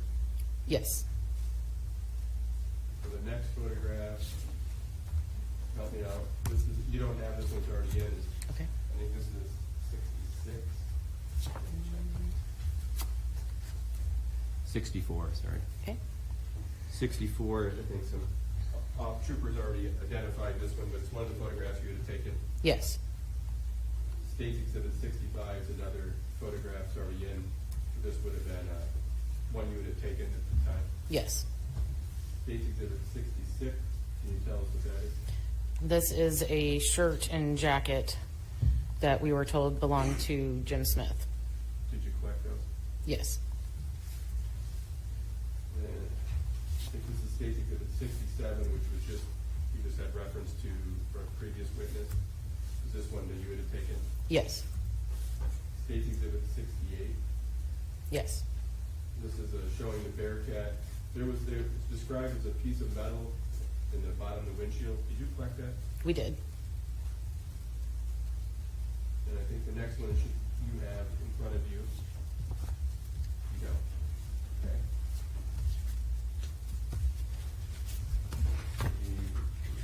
Oh, wait, let me see here. Is it not in order? State's Exhibit 69, do you have that in front of you? It's labeled as 75. All right. Well, might have it labeled different. Let me check. I'll just shut the TV off, make sure I get things on here.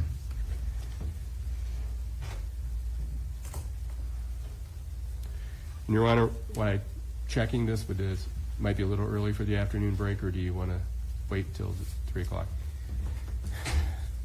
No, we can take our break now. That's fine. We're going to take our mid-afternoon break right now. Let's take another 15 minutes. I'd like everyone back, ready to go at 5 to the hour, please. Heed the admonition during the break.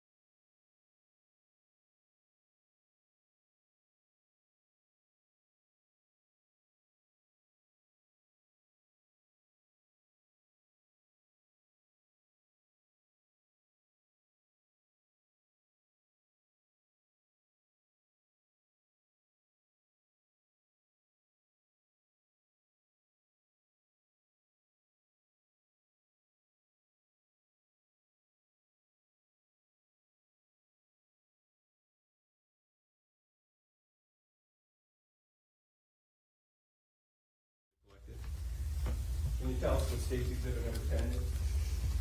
This is what we believed was a fragment from the windshield of the Bearcat that we had labeled with the label B. State would offer into evidence State's Exhibit number 10. No objection. 10's admitted.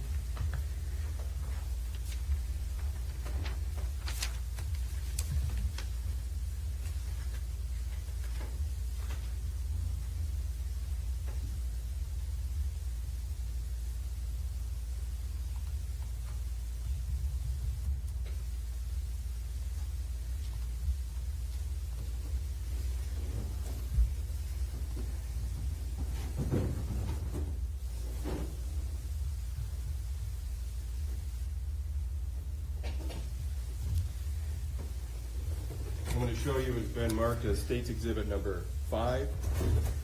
Can you turn it so you can see it? Are you able to see that okay? Yes. And do you recognize what's been marked as State's Exhibit number 5? Yes. And can you tell us what that is? This is a Mossberg 500A 12-gauge shotgun that we collected from the kitchen. State would offer into evidence State's Exhibit number 5. No objection. Exhibit 5's admitted.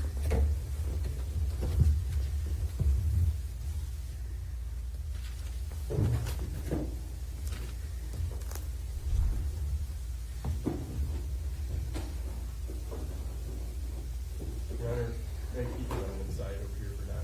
Please do.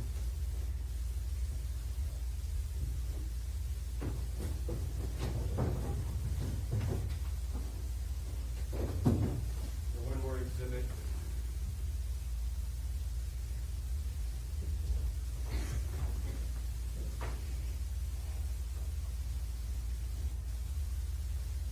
I want to show you what has been marked as State's Exhibit number 9. Can you, and I have the bag if you need to look at it. Okay.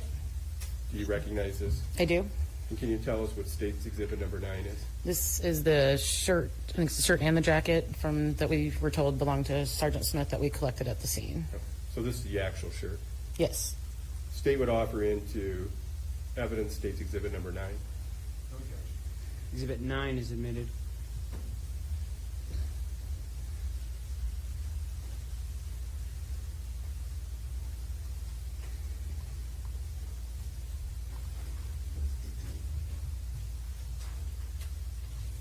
And may you just have one moment, Your Honor. Did the Special Agent Chris Calloway give you any evidence at the scene? Yes. What did he provide to you? He provided 3 shot shells that were not fired that he said were from the pocket of Michael Lang.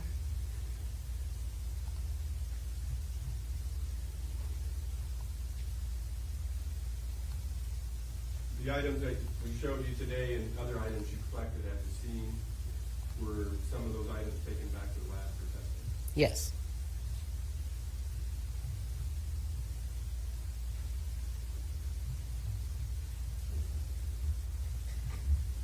I have no other questions. Thank you. Cross. Thank you, Your Honor. Good afternoon, ma'am. Good afternoon. You took quite a few photos, didn't you? Yes. The ones that we've seen here today, are they all of them? No.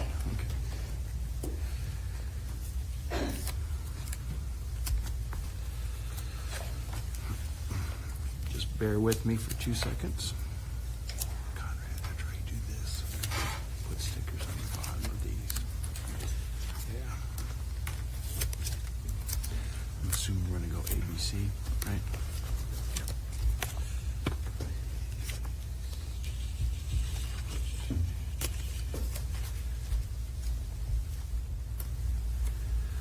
May I approach, Your Honor? You may.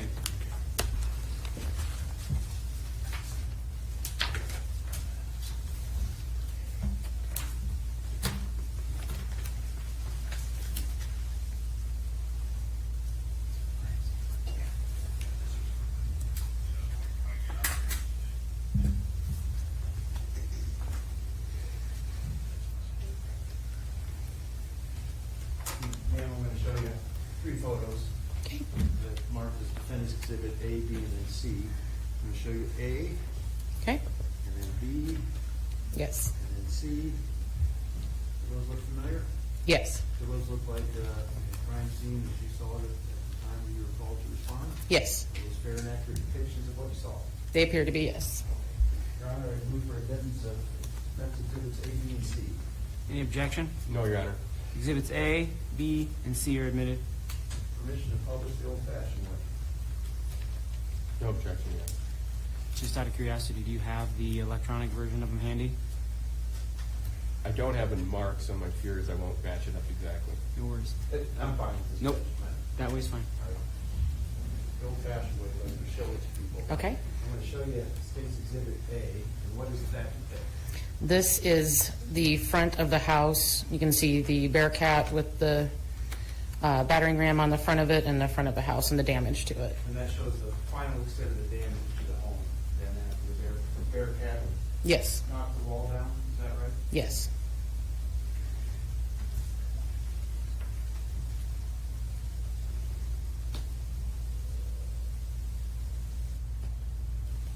Now I'm going to show you State's Exhibit, I'll do two this time, B and C. Let me make sure I get oriented correctly. Now, B actually needs to be viewed vertically, is that correct? Yes. Okay, and what does that show?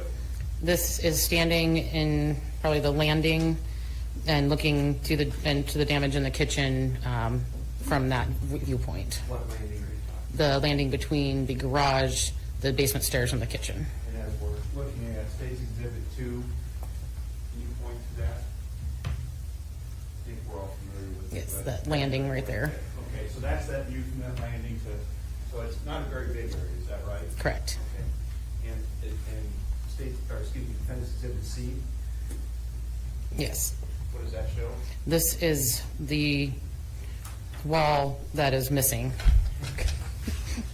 When you compare B and C, did you really just kind of take a step closer and then take it from the kitchen? Yes. Is that right?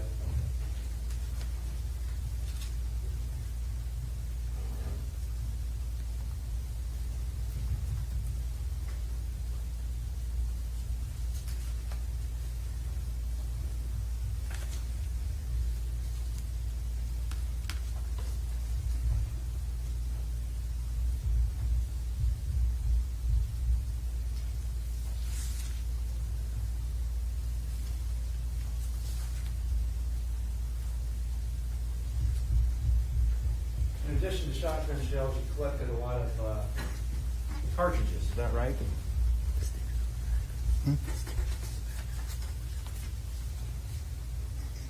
Oh, these? Okay, thank you.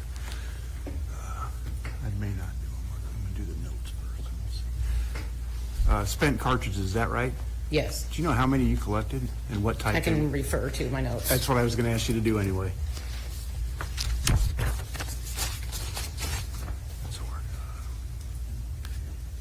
To the crime scene team, we collected 20 fired 223 cartridge cases, and we were notified later that there was 4 more that were on top of the Buick in the driveway that we had missed, so there was a total of 24 223 fired cartridge cases accounted for at the scene. Let's see here. There was 2 .40 caliber cartridge cases collected from the basement, and the 4 fired 12 gauge shotgun shells. Were there several collected from outside? Yes. How many collected from outside?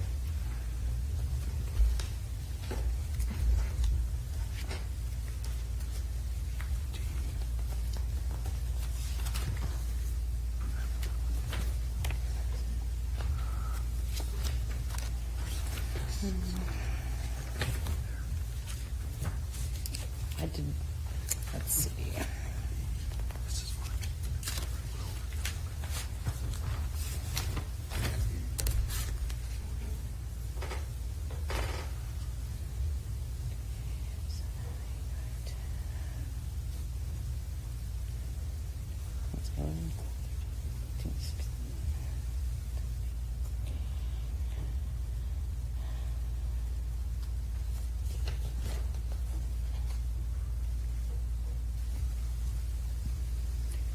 I think it was 18, if I'm counting, I'm just doing a quick count. Understood. Multiple ones, though, correct? Yes. You took pictures of those as well, didn't you? I did. Okay.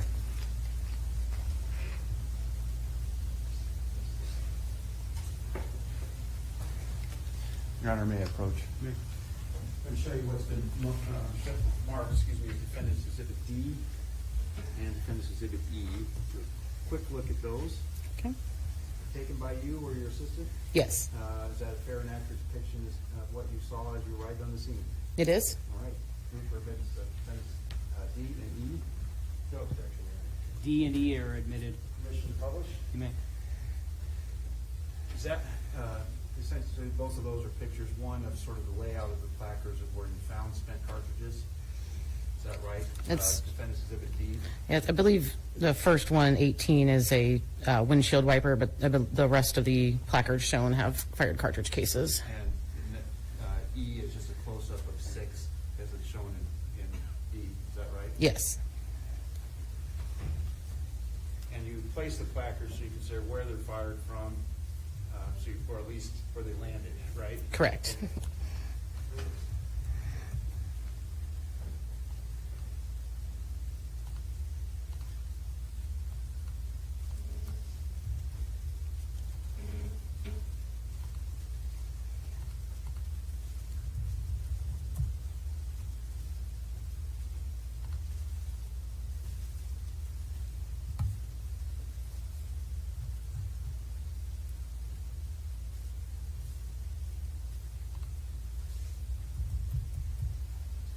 I'm assuming you agree on this case and what was taking place, right? Yes, So is the assumption that the cartridges that you're collecting outside were from law enforcement? yes, And the shotgun shells were from Mr. Lang? yes. Did you also determine how many bullet holes were found in the walls of Mr. Lang's house? Yes. What was that number?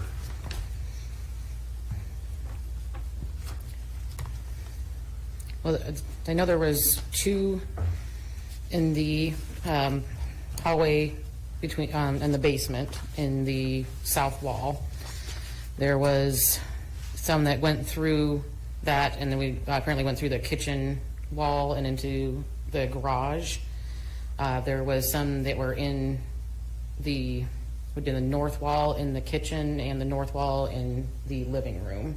I don't have the number handy of how many exactly that was. Several. Yes. Several, okay.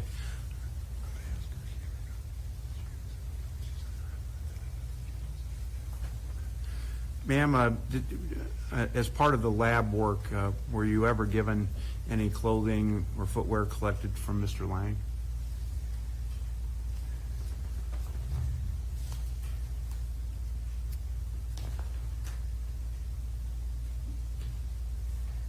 I don't believe the crime scene team was, no. Okay, so the only thing that was given to you that you were told was taken from Mr. Lang that was found in his pockets were 3 unspent shotgun shells. Correct. I have nothing further. Thank you. Redirect. Thank you. Ms. Scott, let's start with inside the house and the garage. We'll call that all the inside area, okay? Okay. How many spent .223 rounds did you find inside the house? I believe there's 2. That's including the garage, correct? Yes, one in the garage and one on the landing. And when you talked about 24 fired spent .223s, that was including 2 in the garage. Yes, But all the other ones you found were outside, correct? correct. And the only other, beside the 4 shot shells, fired shot shells, they were found in the kitchen. Correct. And there was 2 .40 caliber found down in the basement. The cartridge cases, yes. Cartridge cases, yes. Thank you. Okay. So beside those 6 items we talked about, fired rounds, there were no other fired rounds found inside the house or the garage or the north addition, correct? Correct. No other questions. Thank you. Recross. No, Your Honor. All right, ma'am, you can step down. Thank you. Thank you.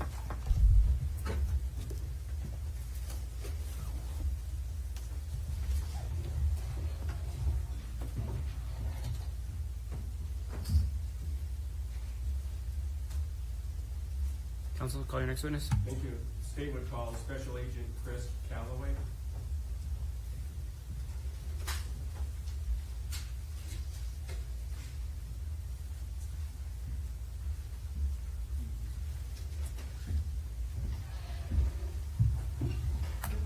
Do you swear or affirm the testimony you're about to give will be the truth? I do. Have a seat. Tell me your full name.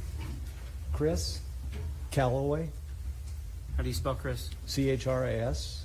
And Callaway, please. is C-A-L-L-A-W-A-Y. Thank you. Counsel? Thank you. Special Agent Callaway, can you tell us where you work? I work for the Iowa Department of Public Safety in the Division of Intelligence. And how long have you been doing that? About 7 months.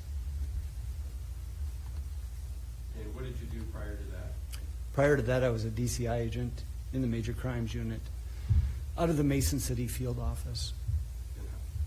And were you a special agent? Yes, And now your title is? Special Agent in Charge. How long were you a special agent with the DCI? About 18 years. And prior to being a DCI agent, did you have other law enforcement experience? Yeah, I was a state trooper for 12 years and a Capitol Police officer for 2 years before that. Any post-high school education? Yes, I have a Bachelor of Arts in Sociology from the University of Iowa. Special Agent Callaway, I want to turn your attention to April 9th of last year. Did you get notified to get involved in this case? Yes. Do you remember who notified you? I received a call from my special agent in charge, Mike Kraffel, about 9:50. And what were you asked to do? Come down to Grundy County and go to the sheriff's office and meet with some officers there, some troopers there. Do you have any estimation about when you would arrive in Grundy County, or Grundy Center? Shortly after 11. At the time you arrived, do you know if the defendant was still inside his house or not? Yes, he was still inside. Did you go out to the scene? I did not. At that time, later on. Sure. At some point, were you asked to go to the hospital? Yes, Or were you asked to collect anything from the defendant? yes. What were you asked to collect from the defendant? I collected all of his clothes, everything that he was wearing, everything that he was carrying, or what was brought in with him at the time. Did you look through any of the clothes for if there was anything in them? Yes, Did you find something that caught your attention? yes. What did you find? In the sweatpants, in the side pocket, I believe the right side pocket, there were 3 shotgun slugs, unfired shotgun shells, of the slug variety. Do you remember what type of gauge? 12 gauge. You probably said that, sorry. No, I didn't. And when you saw them in there, did you document it some way before you removed them? Yes, I photographed them both inside the pocket as best that I could, and then also outside the pocket. May I approach you? You may.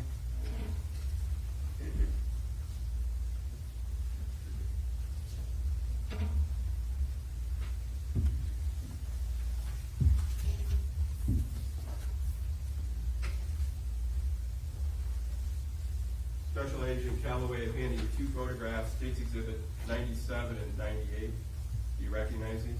I do. Do these 2 photographs show what you described to the jury you found in the defendant's sweatpant pocket? Yes. Is it a fair and accurate representation how it looked when you found him in the pocket? Yes. State would offer into evidence State's Exhibits 97 and 98. No objection. 97 and 98 will be admitted.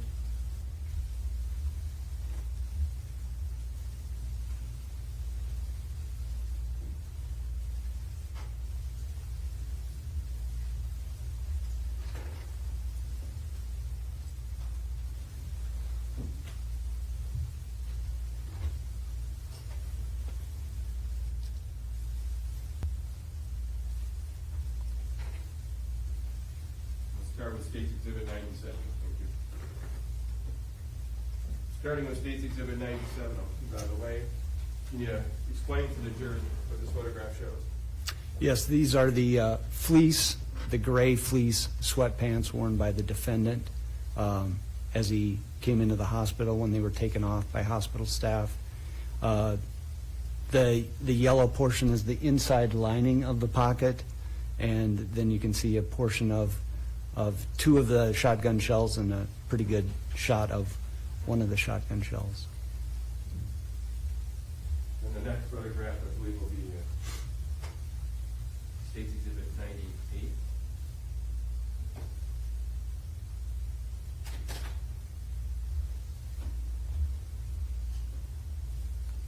Can you tell us what this photograph shows? Yes, those are the 3 shells that were removed from that, the pocket in the sweatpants. 2 were on their side, and then the third one I stood up so that you could see that it was a slug. And all 3 were unfired rounds. Yes, And is there a reason there's a tape measure there? just to show size and scope and size.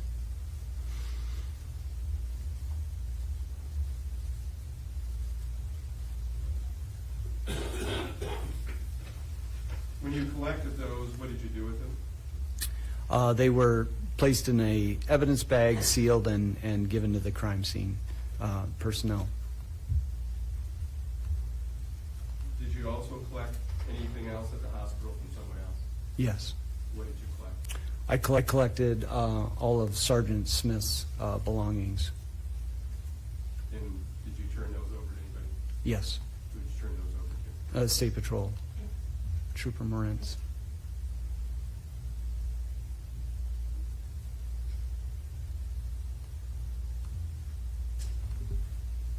No other questions, thank you. Cross. Thank you.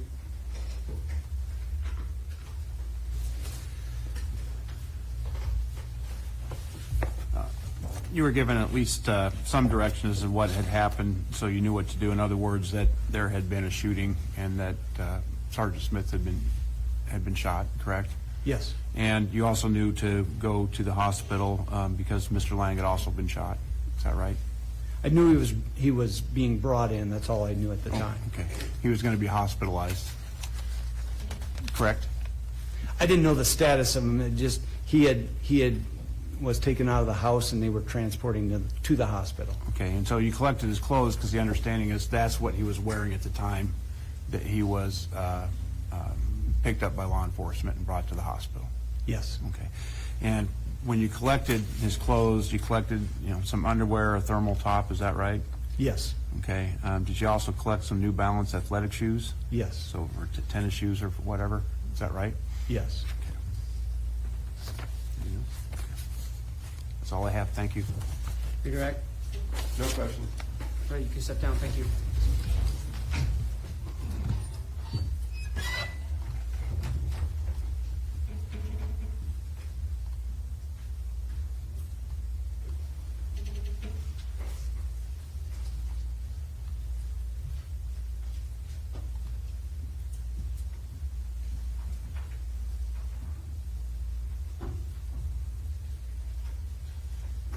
You ready for your next witness? We are.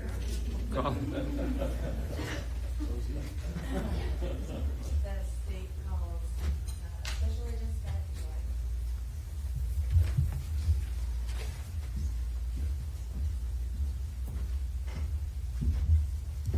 Do you swear or affirm the testimony you're about to give will be the truth? Yes, I do. Have a seat.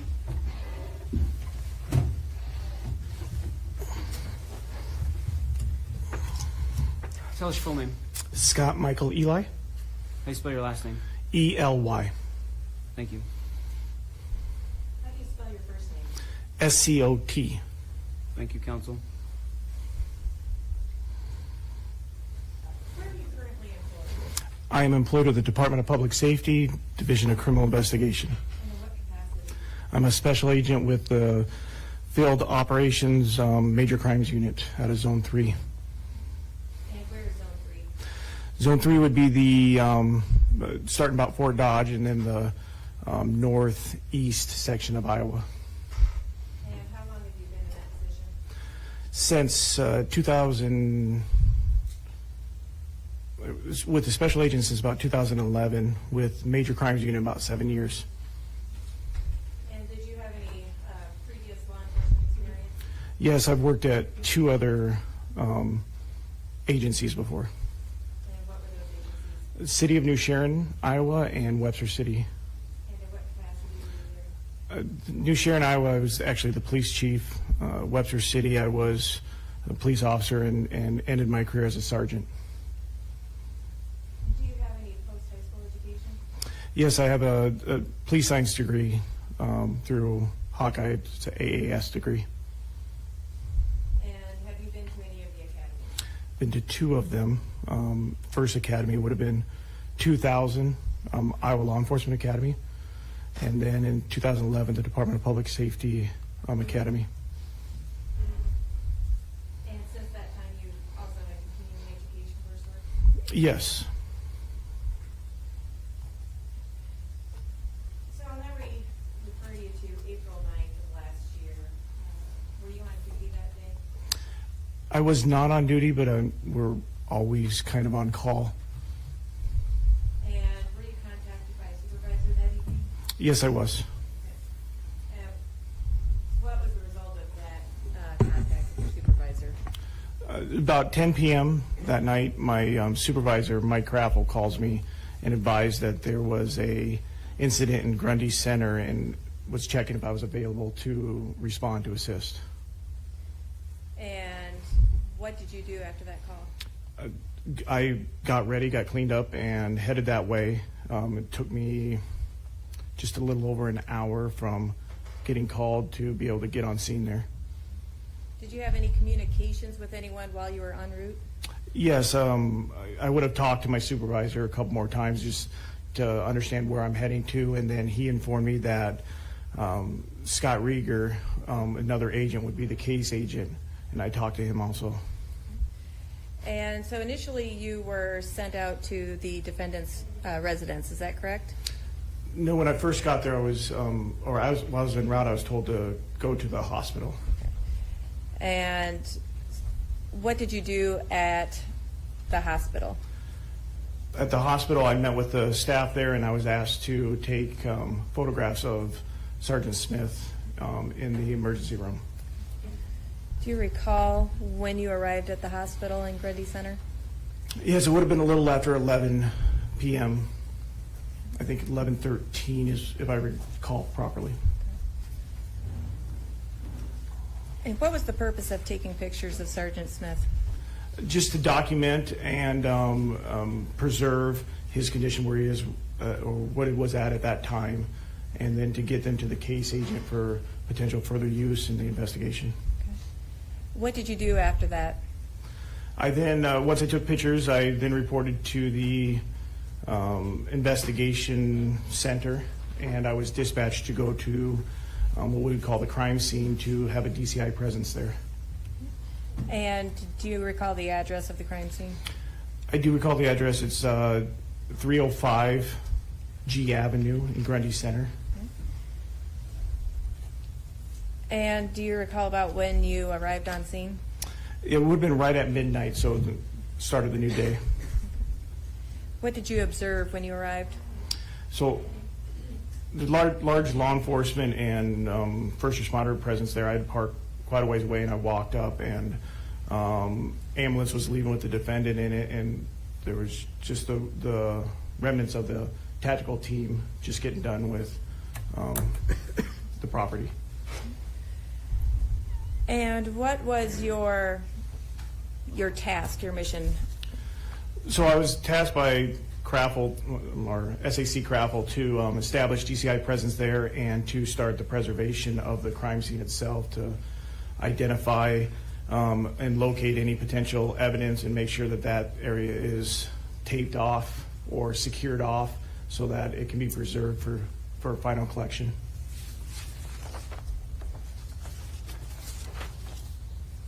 So did you secure a perimeter of any type? Yes, on this case here, just every case is a little different. This one here, I did a inner perimeter and an outer perimeter, and then I started moving people out of the inner perimeter that weren't crucial to having to be there. And what was included in the inner perimeter? So the inner perimeter ran around what I would typically call the normal crime scene. Anything that I could see as evidence. It involved one house each side of the property, and it extended beyond that property to the across the road. It's just what would be the most pertinent stuff that I know that I need to, that I know that my evidence is located at. And once you had established the perimeters, what occurred then? Started to do the other task of creating a log of who's coming in and out of the crime scene, documenting who's all there.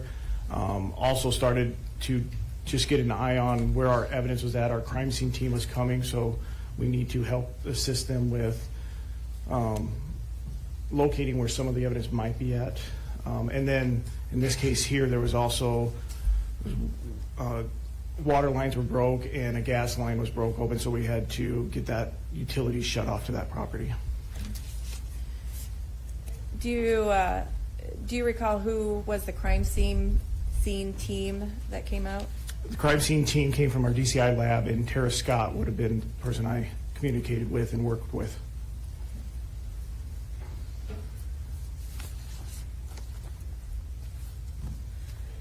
While working with Tara Scott, did you find the defendant's weapon? Yes. And what was it? It was a shotgun that was found in the kitchen. And it was a Mossberg 500A shotgun. And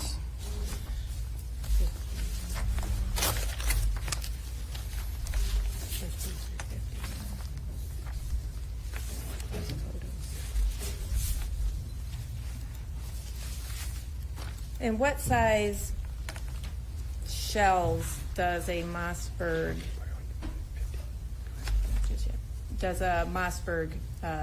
fire? The Mossberg 500 fires 2 3/4 or 3-inch 12-gauge shotgun shells. And when that weapon was located, what did you do? First thing we did is we had it photographed, and I picked it up and I checked the chamber of the shotgun to see if it was loaded, and then to make the shotgun safe. So we're going to show you what's been entered into evidence as a few photos here. This is State's Exhibit number 50.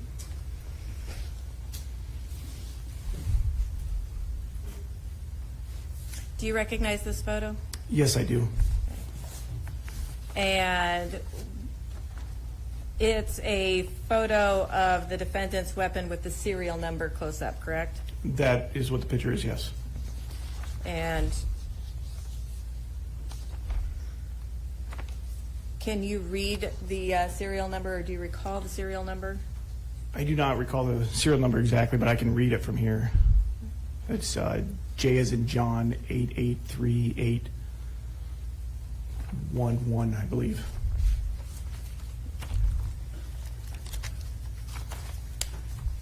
And you stated that you were there for some pictures. We're going to show you what's marked as State's Exhibit 51. Do you recognize this photo? Yes, I do. Okay, what is this? This is of the underneath of the shotgun. We're standing in the garage. That was actually my leg. You could see in the picture as I'm holding the shotgun for Tara to take that picture. Okay. And what was the purpose of this picture?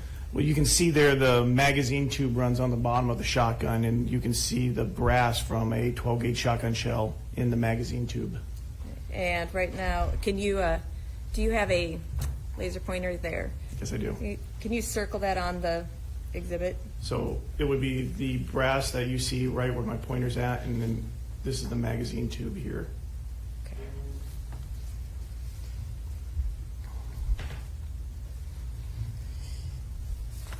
And I'm now showing you what is marked as State's Exhibit 52. Is this you in the photo? Yes, it is. And what is the purpose of this photo? On the Mossberg 500, the safety selector switch is on the top of the shotgun, and we're showing in that picture the position of the safety switch. Was there, can you tell us what was the position in this photo? So the position of the safety switch would be, the safety would be in the off position, so the shotgun is capable of firing at the time of that picture. So the safety is off? The safety is off. And that is how you found the weapon? Yes, it is. Now showing you what is marked as State's Exhibit 53.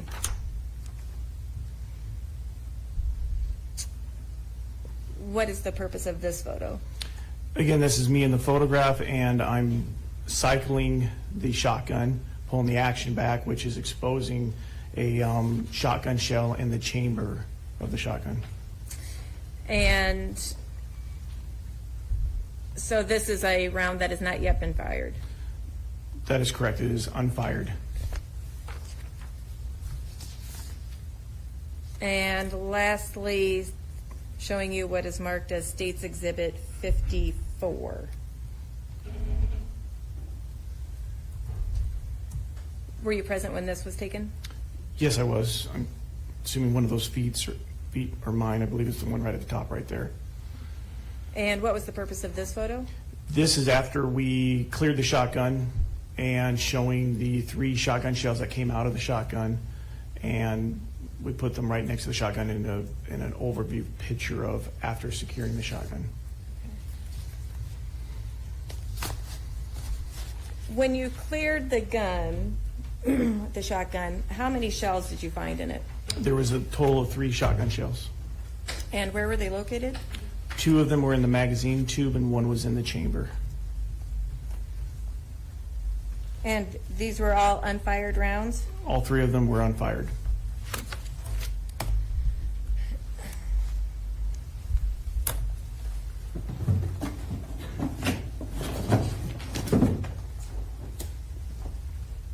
Bringing you what has been entered into evidence as States Exhibit 5.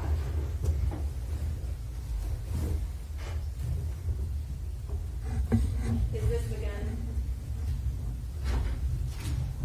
Yes.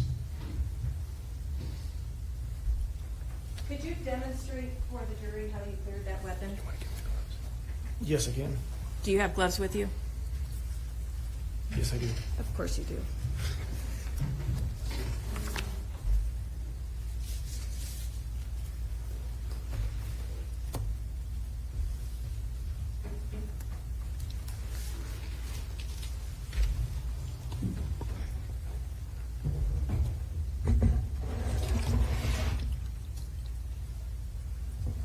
What would you like me to demonstrate? Could you demonstrate for us the procedure you went through in clearing the weapon? So the first thing that I did is I made sure that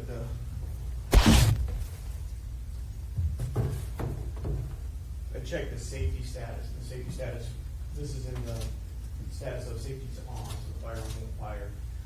We checked the magazine to see if there was rounds in it, just a visual inspection.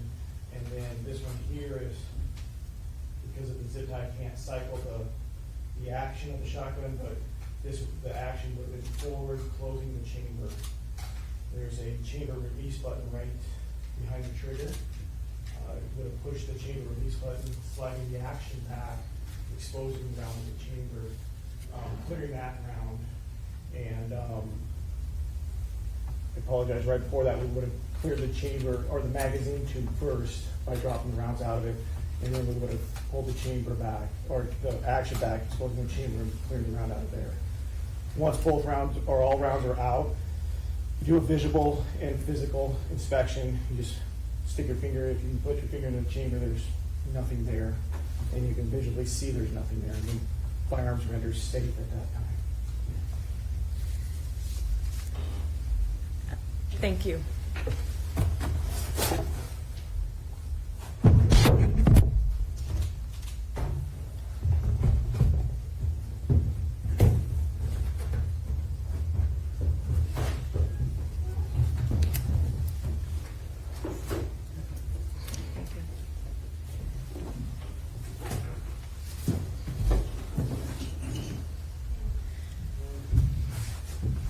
How many slugs is that weapon capable of holding?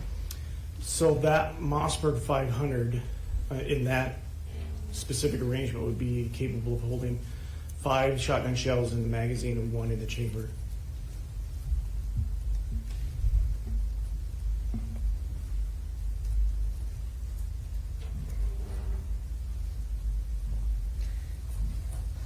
And after you went through this procedure, what did you do with the shotgun?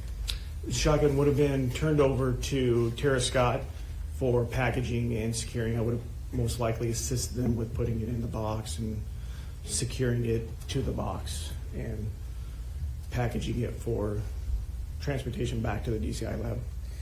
And what did you do with the unfired shells? They would have been packaged too on whatever way that Tara would want them, if they're individually separate or with a gun in a separate package, but they would have been packaged separately or packaged whatever way she wanted them to be packaged.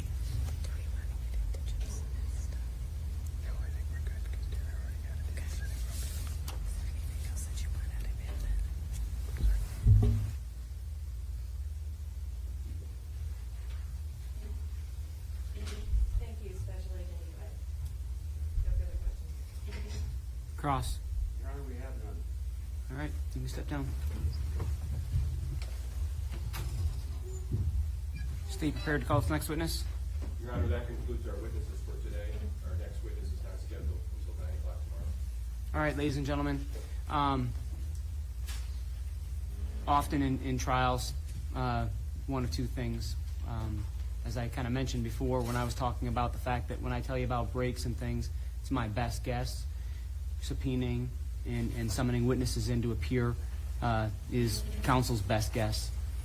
And that's subject to their anticipation of cross-examination, what issues might come up, and any number of issues that would come up during the course of the day that might delay the trial.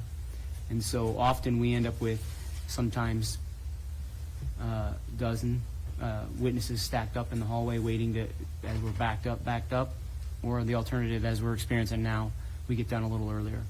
So I don't fault counsel that this is not unusual. So that said, we're going to recess for the day. We'll have you folks come in tomorrow morning again at 9 a.m. ready to go. Heed the admonition over the night. All rise for the jury.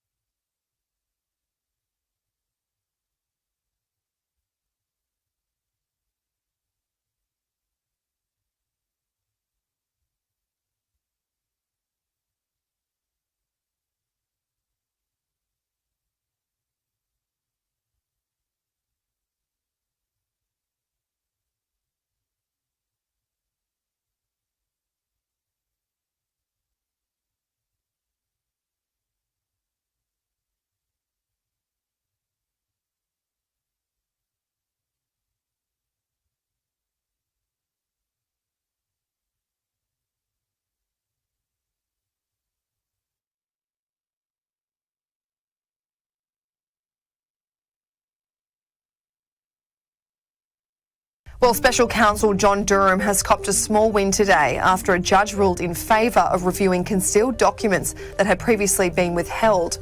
John Durham is currently in the midst of a case against Hillary Clinton's former campaign lawyer, Michael Sussman. Mr. Durham has been eager on obtaining more access to information about Michael Sussman's law firm, Perkins Coie, which had held important documents about Hillary Clinton's campaign's role in the Russiagate scandal.